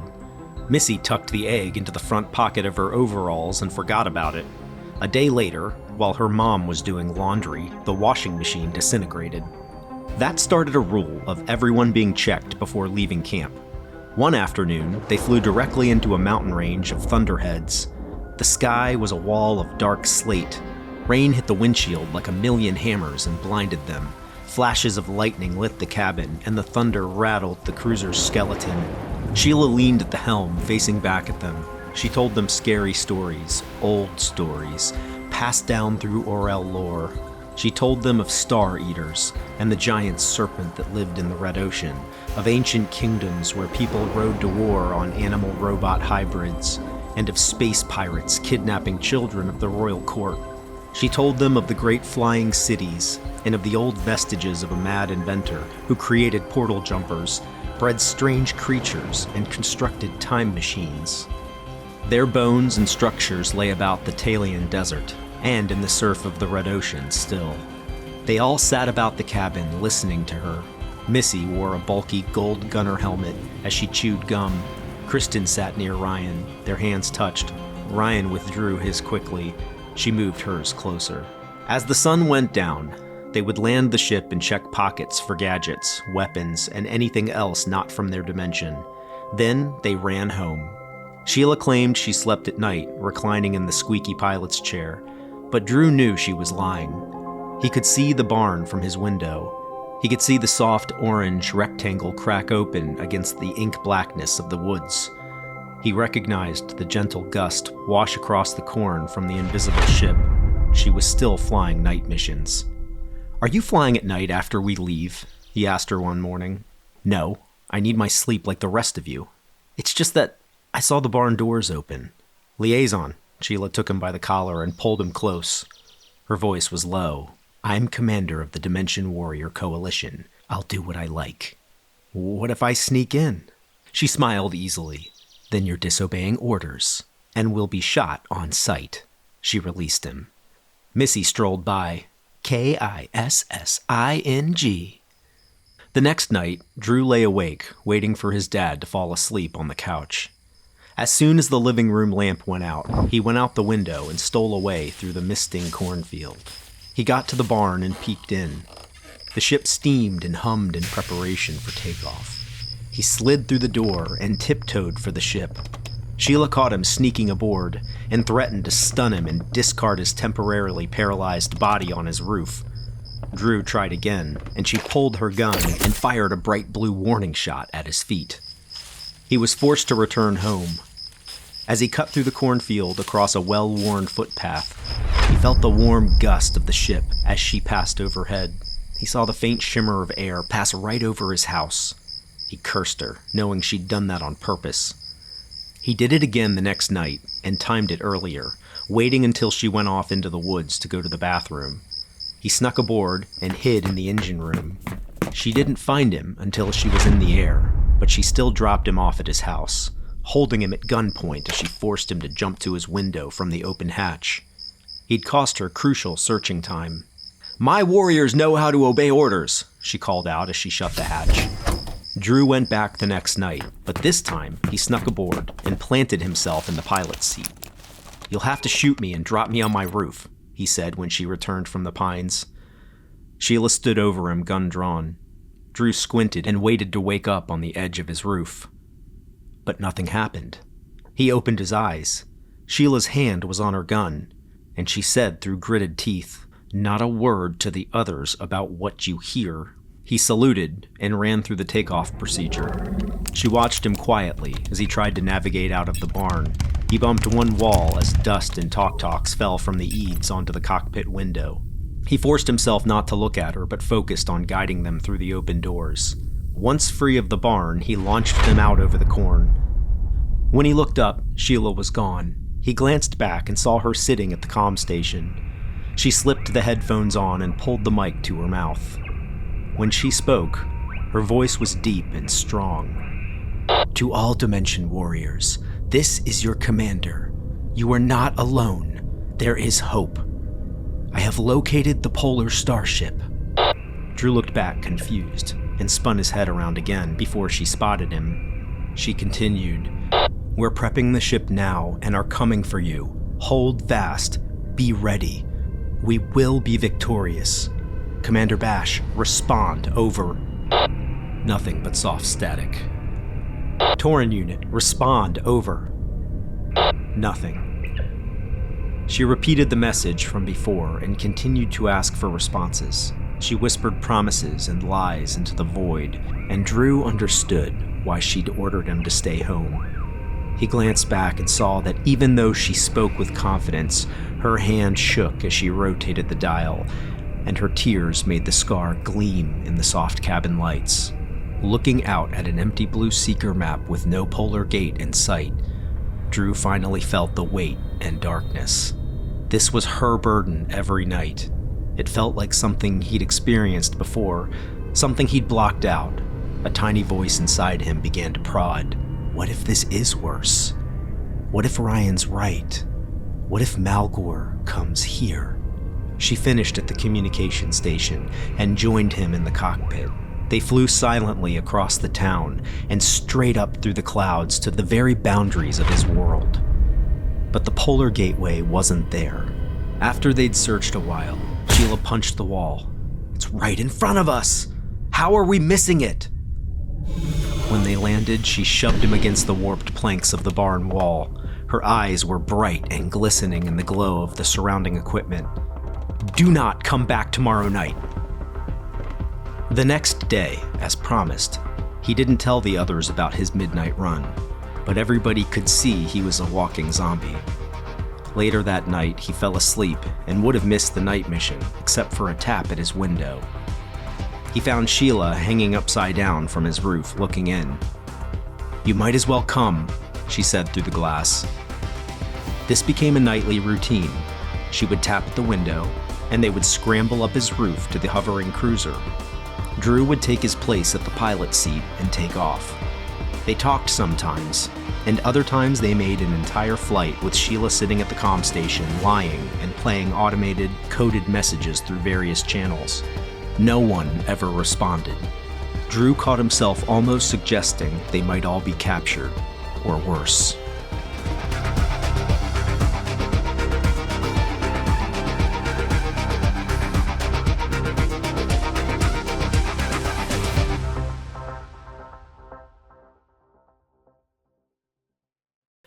Chapter 18, Warrior Training. She began training them on the use of body armor. It was modified slapdash adult armor, cut to size for children. Chest guards, elbow pads, and helmets. Some were organic, smooth ebony wood carved armor, bound together with strands of emerald cord or vines. Some were lightweight, made of cool white and black metal. The armor bore symbols and markings and etchings and tallies. The symbols, suns and stars and creatures the kids had never seen, represented the other dimensions and tribes. Previous owners had etched the tallies, and each one was a confirmed gremlin or space pirate kill. The armor was well loved, with dents and scorch marks, acid damage, gashes, and holes burnt clear through. Some smelled faintly of sweat, blood, and urine.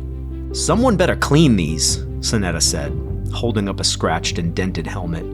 The others picked through the gear, putting together their ground assault look. "You never clean them. Everyone who wears them leaves a piece of themselves in the armor, Sheela said. Yeah, like their guts, Kevin said. The girls twisted up their faces, holding the helmets away from them like dead rats. Sheela taught them to suit up and tighten their gear. She taught them how to unsuit and properly store their gear in their designated lockers on the cruiser. She showed them how to disassemble, check, and clean their laser rifles and pistols. "Where's my rifle safety?" Justin asked as he rotated the squat boxy gun. "What's a safety?" Sheela frowned. That week, Sheela flew them into the mountains and taught them rifle training among the creeks and trees. They learned to use the creature detector to hunt gremlins, slores, and other outland creatures. She taught them formations and made them hunt her. She ran about the trees or camouflaged herself among piles of dead foliage and zapped them with low-level stun bolts. When one dropped, the others had to quickly revive them. If she could get them all, they lost. Drew had Missy, the only artist in the group, design the Dimension 10 patches. In this case, it was nearly a copy of the polar bear on the Klondike bar wrapping. The polar starship was hidden somewhere in their dimension, and every time they went out looking for it, that polar bear image popped into his head. Missy painted the bear on their armor and on the cruiser. She even stitched the bear on a patch, and Drew used pins to stick it to his dad's members-only jacket. They were the unofficial Dimension 10 warriors, and because the starship ran on polar plasma fuel, they called themselves the Polars. Justin hid out in his basement at night, attaching hover orbs to his bike. He used rocket boosters from the cruiser's leftover parts drawer, and now flew all over town. He hovered a few feet off the ground and pedaled to power the boosters. After his maiden voyage across town and back, with the Polars all sitting atop a rusted tractor cheering him on, Justin zoomed back and grabbed Drew. "Drew!" He trembled. His glasses had flown off his face somewhere across Watkins Park. "I'm not afraid anymore." The hoverbike didn't have an Orin wall, so Sheela forbade him to ride during the day. Justin retrofitted everyone's bikes, and even a junked couch they'd found in the woods. They had late-night races across the fields. They even flew their cavalcade through the woods. Drew reminded them to duck the fishing line trap as they passed the big boys' fort, howling like ghosts.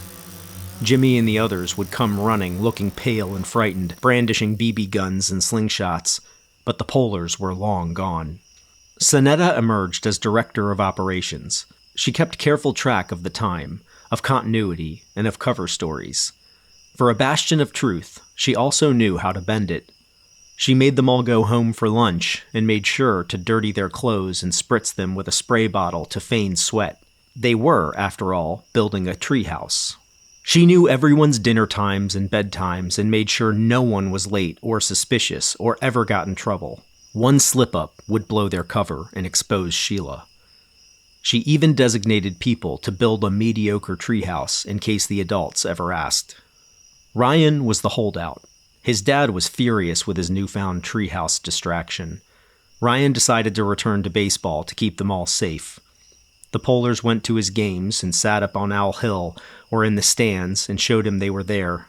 He started playing better. Sheela was increasingly distracted. She compiled several outfits from the girls and now took frequent fact-finding missions uptown.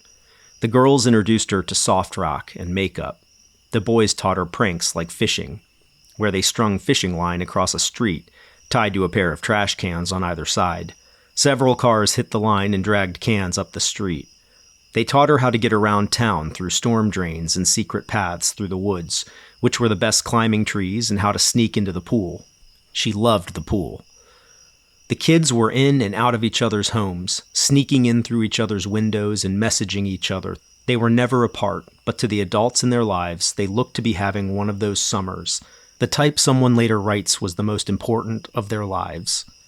The adults were proud, and the other kids in the neighborhood were envious, but many had given up trying to be a part of their secret club. Drew now had a big problem. Steve was always around. He seemed to know Drew was hiding something, but he wasn't getting angry about it. It was all very disorienting. Worse still was that his dark, vacant look was fading.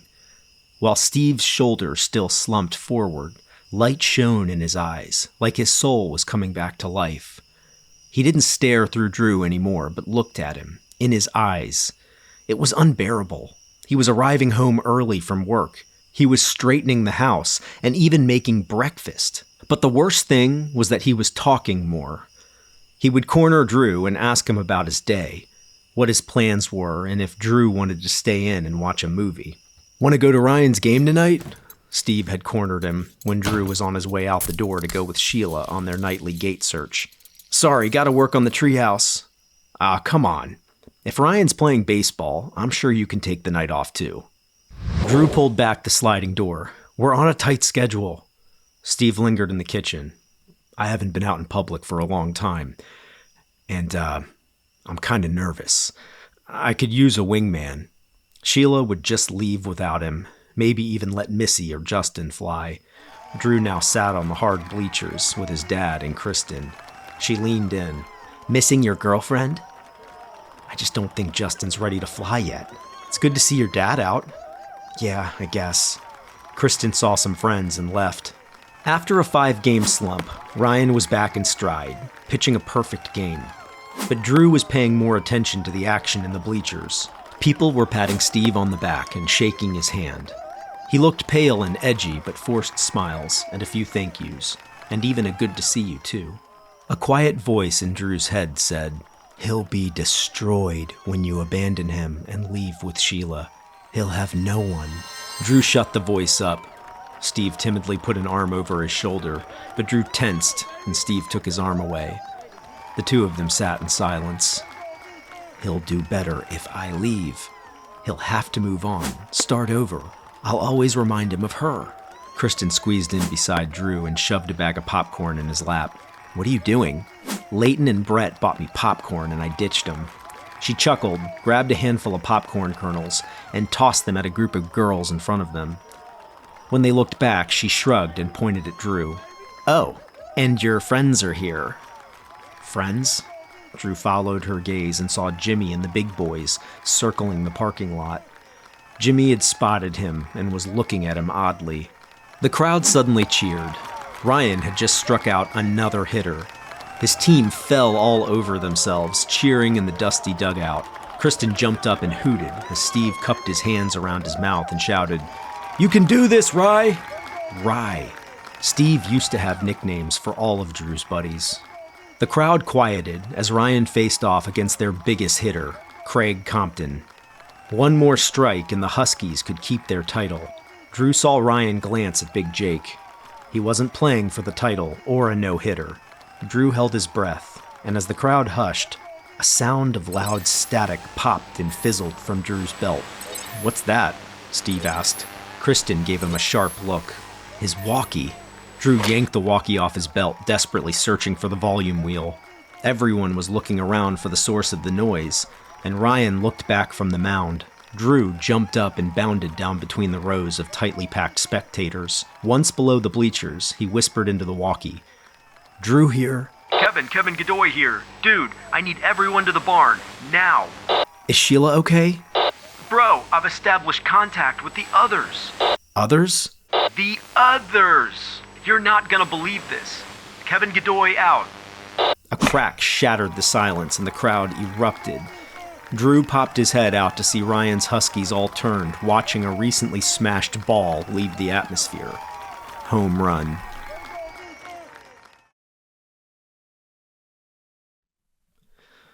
Chapter 19. Dimension Warriors. Big Jake stalked out into the parking lot and kicked over a trash can. Drew heard one of Ryan's teammates shout, "What was that, Wilcox? You gift-wrapped it for him!" The rest of his team wouldn't look at him. Ryan stood out on the mound, completely alone, like the gentle breeze would blow him over. He took off his hat and dropped it in the red dirt.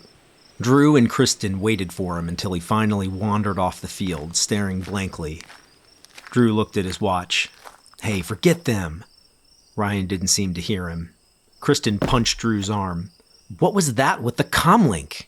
Kevin called. "We gotta go." "My dad's not gonna let me," Ryan said. "I can't work on the treehouse anymore." "This is more important than him," Drew said. "Shut up, Drew," Kristen's green eyes flashed. Drew couldn't believe they were just standing around. He searched for words and couldn't find any good ones. Fine, I'm going. Ryan. Steve came up behind them, holding his Husky's ball cap. Hi, Mr. Shipley, his head hanging anvil heavy. Sorry about the game. Rye? Ryan looked up at Steve, who placed Ryan's hat on his head, backward, the way Ryan always wore it. You were great out there. Ryan started to say thanks when he choked and gulped back tears. Steve patted him on the shoulder. You guys look like you're on your way out to the treehouse. He emphasized the word, and Drew tried not to react. Have fun, and be careful. I can't. I gotta go talk to my dad, Ryan said, trying to regain his voice. Yeah, Steve said, nodding slowly and looking in Big Jake's direction. I'll talk to him. You guys go. They watched as Steve crossed the parking lot to where Jake Wilcox was hurling baseball gear into his truck bed. When Jake saw Steve, he dropped a duffel bag of baseballs. Drew couldn't believe it. He watched his dad embrace Jake and thumb back at the ball field. Steve and Jake had been friends since high school, and somehow Drew knew his dad was about to call Jake out. He felt something for his dad, and it was sharp and dangerous. It scared him. He waved it off. Ryan watched them too. He looked at Drew with his subtle smile as he adjusted his ball cap. He looked like Ryan again. After a minute, Jake looked past Steve to Ryan and nodded. Ryan nodded back, and that was it. They were allowed to go. As they rode out of the lot, Drew grunted. I'm sorry for being a jackass. I forgive you, jackass, Ryan said, swerving playfully into Drew's way. The three of them made it to the barn late. Drew thought he saw the big boys, so they doubled back and took the woods. The cruiser was parked outside with the Orin wall off. Without the Orin on, a Slore or Astro Gremlin could detect them. Drew was about to say this when he noticed a ghostly pale glow seeping through the gaps in the barn walls. They looked around and saw the coast was clear. Drew stepped up and performed the secret knock. 3 taps, followed by him whispering, Mickey Mouse has warts. The door slid back and Kevin's disembodied head floated in the doorway. He looked through the Orin wall at them. About freaking time! They passed through the Orin wall and Drew saw Sheela and the others standing around a waning lantern, the light flickering like a campfire. But there were more than just the Polars and Sheela. 4 others sat across from them. Sheela beckoned him over excitedly. Drew, come over here! As Drew approached, he saw the others were luminous and flickering, a ray of light cast down from the comlink station in the loft. The 4 kids, he realized, were projections. They were a motley crew, like starfighter Vikings. 3 of them wore tattered flight jackets over incongruent military uniforms, mixed with strange apparel like scarves, shorts, and even alien animal furs and bones. They had utility belts and blinking packs with strange tools and supplies. Their weapons varied: rough, black jagged blades and hatchets, copper-colored ancient ray guns, and boxy painted rifles with tally marks etched along the stunted barrels. One boy was as tall as Kevin, but wiry.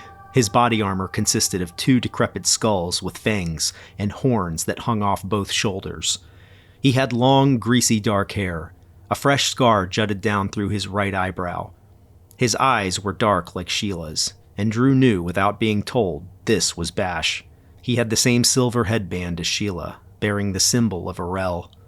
He cradled a laser rifle to his chest, hugging it comfortably like a teenager would hold his girlfriend. Drew, this is my older brother, Brace. The Dimension Warriors all call him Bash. He's commander of the Orel Warriors, Sheela said. A short, round girl in a flight cap and goggles spat. She had tight pigtails sprouting from either side of her flight cap. Drew could see she was fair, with freckles sprinkled across her face like she'd messily eaten spaghetti. She chewed a wad of something in one cheek and looked like a space-age Norman Rockwell painting with her snakeskin utility belt, bulky gun, blinking gadgets, and headset. And this is Stormy Dugan, squad leader of our starfighter fleet, and one of the best pilots I've ever seen. In response, Stormy spat a projected wad of interdimensional chaw. It fizzled and disappeared from the projection before it hit the floor. Stormy's from Zoltar. She actually saw Malgore fly his necrobeast through the Outland Gate and devour the Grey Star Sentinels. Next to Dugan was a tall, slender girl. She had strange purple pupils and thin blinking wires woven throughout her brown mane of hair. Sheela passed over her to the next kid, a short, skinny kid, crooked and shaking with what appeared to be cerebral palsy. I'm Gunter. Pleasure to make your acquaintance, Gunter said as he fought to keep his involuntary shakes under control. Gunter's mother was a lead creative from Astoria. Gunter's an engineer and one of our chief strategists, Sheela said. Gunter waved off her compliments. Sheela gestured to Drew. Everyone, this is Drew Shipley, captain of the Polars. He is also my personal liaison to the 10th dimension. They aren't dimension warriors, but Drew helped me establish a base. He also pulled together the team you see here. Dugan frowned and squeaked out. We thought Kevin Godoy was the leader. Godoy! Gunter and Bash cheered. They peered back behind Drew, craning their necks to get a better look at Kevin. The big blondie beamed back. They've caught my show every night, Kevin said, nudging Drew. Sheela continued. I agreed to train them for their own protection. Kevin Godoy, is their communications officer. Missy Allen and Ryan Wilcox are gunners, ground assault leaders, and quickly becoming all-around weapons experts. Sonetta Brockington is director of operations. Kristen Miller is our flight navigator, and Justin McGrath is our chief engineer and Polar creative. Drew saw the Polars blush as each was introduced. As he looked at his friends, their appearance in the cast-off shimmering light struck him. They no longer looked like kids. They were all becoming something else. They looked grown up. Sheela turned back to Bash. She stood tall and tucked one hand behind her back in a formal posture. What's your status? The others looked at Bash as he smiled shrugged. We're doing just fine, he said and patted his gun. The truth, Bash. We're holding our own, Bash said. Sheela crossed her arms and waited, staring at him. The Dimension Warriors all hesitated before Gunter finally spoke up. Tell her the truth, Bash. Bash sighed. All right. After you disappeared, Malgore had General Shinfar and the Gremlins go destroy every city in Orel. He has a big reward out for you, and put it out to all the space pirates, Kree Coles, and Eel people. He also offered any Dimension Warrior full immunity if they gave you up. Said he'd set him up with a nice little planet and let him live there and be free. Sheela said, and? Hell, we're enjoying the new planet right now. Bash smiled and Dugan elbowed him in the ribs. Gunter stepped up. We lost a few. They were questioned, but none of them gave up your location. How many? Sheela asked. No one answered. Brentha. Sheela finally acknowledged the tall girl. Brentha cocked her head toward Sheela. Deceased. 2 Dimension Warriors. Harding, Danielle. And Ripper, Nell. Brentha's voice was robotic and monotone. Sonetta's eyes went wide at the word deceased, and she exchanged troubled glances with Missy and Kristen. Sheela nodded. Nell and Danny. Bash interrupted with a grunt. What about you, sis? We got your good news. Tell us, what does the Polar look like? The warriors looked desperate and hopeful. Gunter fought his spasms to force a smile. When are you leaving to get us? Drew looked at Sheela. She froze, so excited to see her brother she'd forgotten about the lie. Something wrong? Bash asked. Don't tell me Dad left the engine running. His easy smile tightened slightly. It's a beautiful ship. Drew didn't realize he'd said it until he looked around to see the Polars gaping at him. Oh yeah? Bash asked, looking back to his sister. Sheila's eyes shimmered like pools and her gaze drifted off into the distance. It is a beautiful ship. More beautiful than we ever imagined. Dugan hugged and lifted Gunter into the air as Gunter gave a joyful shout. Brentha smiled robotically. Kristen and Ryan both locked on Drew, eyes wide and questioning. He gave them a curt headshake. Well, take us to it. Let's see her, Bash said. Sheela responded, We can't do that. We don't know if this channel is secure. In fact, we shouldn't even mention the ship, not if there's a chance Malgore could find out. The Dimension Warriors looked briefly disappointed. You're right. The important thing is you're on your way. Sheela nodded, sharpening her eyes and clenching her jaw. We are on our way, and this time, we're going to bring the fight to Malgore. About time. Bash said. When Sheela gave up the projector comlink to go to the bathroom, Bash told Drew to take their projection away from the group. Captain Shipley, let's have a talk. Drew carried Bash and the other warriors away from the group, and Bash stood beside him, as if the two were only a foot apart instead of separated by dimensions and galaxies. Thank you for looking out for her. She's got the weight of all of our worlds on her shoulders. Those two we lost were close friends from Orel, from before the war. Take care of her. We're coming for you guys, Drew said. Bash shook his head. You're not gonna make it. Malgore's closing in on our position. It's not good. We have maybe a week. We've got to buy you time. At least you have the polar. Just promise not to tell her. I'm only telling you because you're her liaison. You gotta look out for her at all cost. If she knew we were in real trouble, she would fly out here with the cruiser and get herself killed. You need to be strategic about this. Sheela found them. Why are you all the way out here? Bash sighed. Drew was just showing us how far he can pee. We all need to convene back at base. I don't know how long we'll have your signal. Sheela turned away and Bash winked at Drew. Drew nodded. They sat in the barn and talked about the plan. Sheela would have the Polars help her finish prepping the starship and leave as soon as possible. The other Polars listened in stunned silence. The lie had thrown them. Sheela said, "And how are the other squadrons? Have you found everyone and brought them to the tunnel base?" "Amass there, consolidate, and wait on my word." Sounds good, sis. Bash saluted, as did the others. Suddenly, the signal fizzled. "Whoa!" Kevin shouted. "We're getting intercepted!" For Orel. Bash said. "For Orel," Sheela repeated quietly. Love you, ugly. "Love you too, stupid," Sheela said. Kevin Godoy here! The others yelled as they faded out. The signal broke. They disappeared, and all was quiet and dark in the barn. Sheela turned and looked at them all. "I know you don't understand, but I need them to feel hope. Without hope, we've already lost.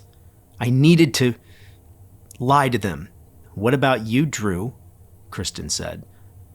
"You're the one who told them we found it. I told them it was beautiful, the way I picture it." "A lie is a lie," Sonetta said, glaring at him.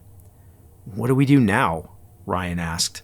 The radio whistled a high sound like a wolf howl.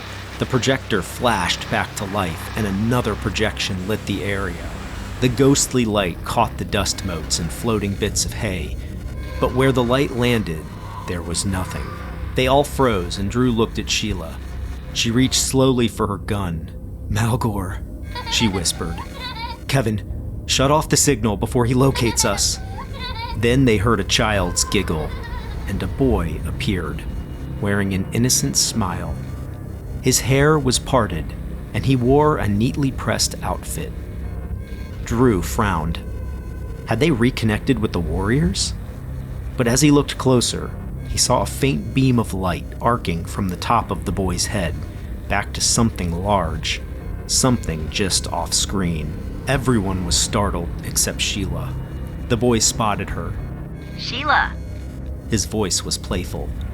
where have you been hiding? Have you found the ship yet?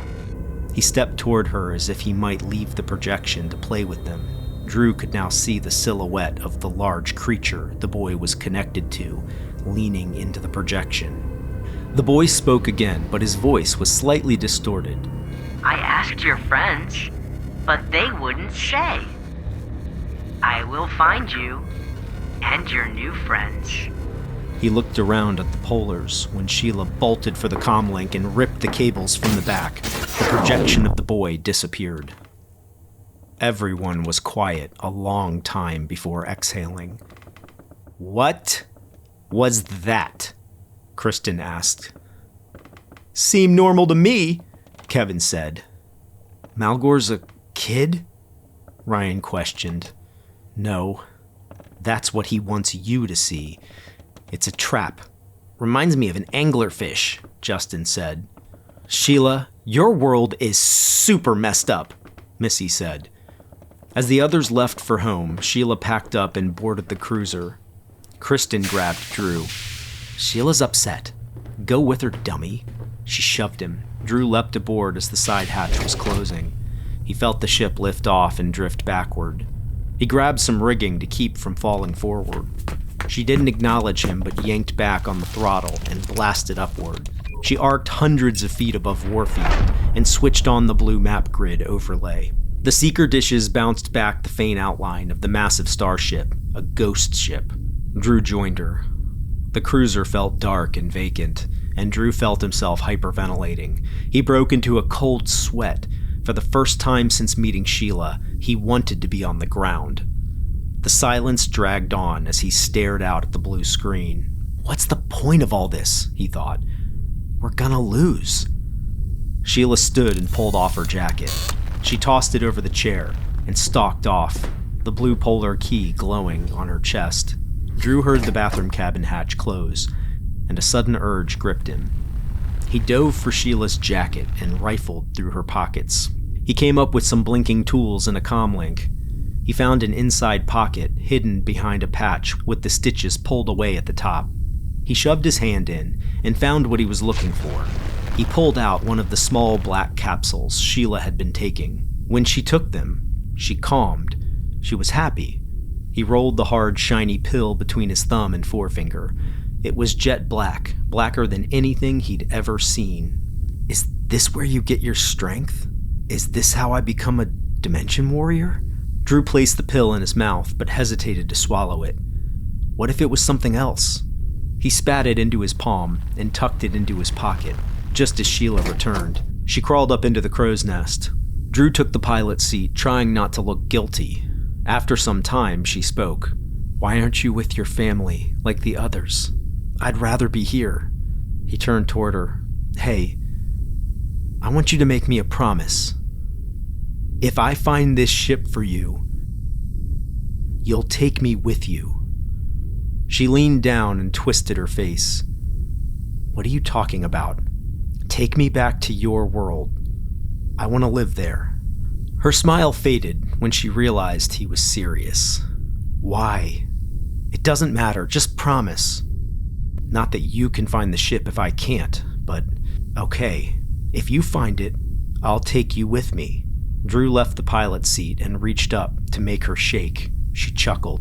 What? I'm fighting to get my family back. You're fighting to leave yours. They flew in silence, Sheela scanning the stars above through the window radar overlay. Drew realized after some time that she was asleep. He felt the tug of the pill. He glanced back at her and then quickly took it, dry swallowing it without the pill getting stuck in his throat. Whatever it was, it hadn't killed Sheela. It went down easy, and Drew sat still, waiting to sprout wings or spew green goo, but nothing happened. Maybe it was just a vitamin. He forgot about it as he soared above town and descended over his neighborhood, bringing the ship down and hovering over his roof. He gently tapped Sheila's boot on his way past the turret. She woke with a start, her hands instinctively grabbing for her gun. Nothing to report. Go get some sleep, Drew said. He sent up a salute, and she nodded back. He descended onto his roof and entered through his window. As he closed the window, he crunched his thumb. He hissed as the pain pulsed through him. He shook out his hand and started undressing. Then he paused. He looked at the small picture on his dresser. The woman, and the boy smiling back at him. He stared for a long moment because while he recognized the picture, he didn't know who she was. He went and picked up the picture and studied it, straining his brain. What was her name? The boy was him. Now he had it. It was his mom, but he couldn't remember anything else about her. His only memory of her was staring back at him from the photo. He put the frame down and felt strange. He felt lighter than he had a few minutes ago. The pure joy of flying was all that remained. He felt wonderful, in love. His mind drifted to Sheela as he lay down and electricity rippled through him. I can fly. I get to fly with her every night. The thought made him giddy and he laughed out loud. He switched off his lamp and felt the sleep washing him down like sand in a gentle surf. A moment later, he felt a breeze. He looked and saw his window was open. Hadn't he shut it? His thumb still hurt, so yes. A hand shot up from his bedside and grabbed him.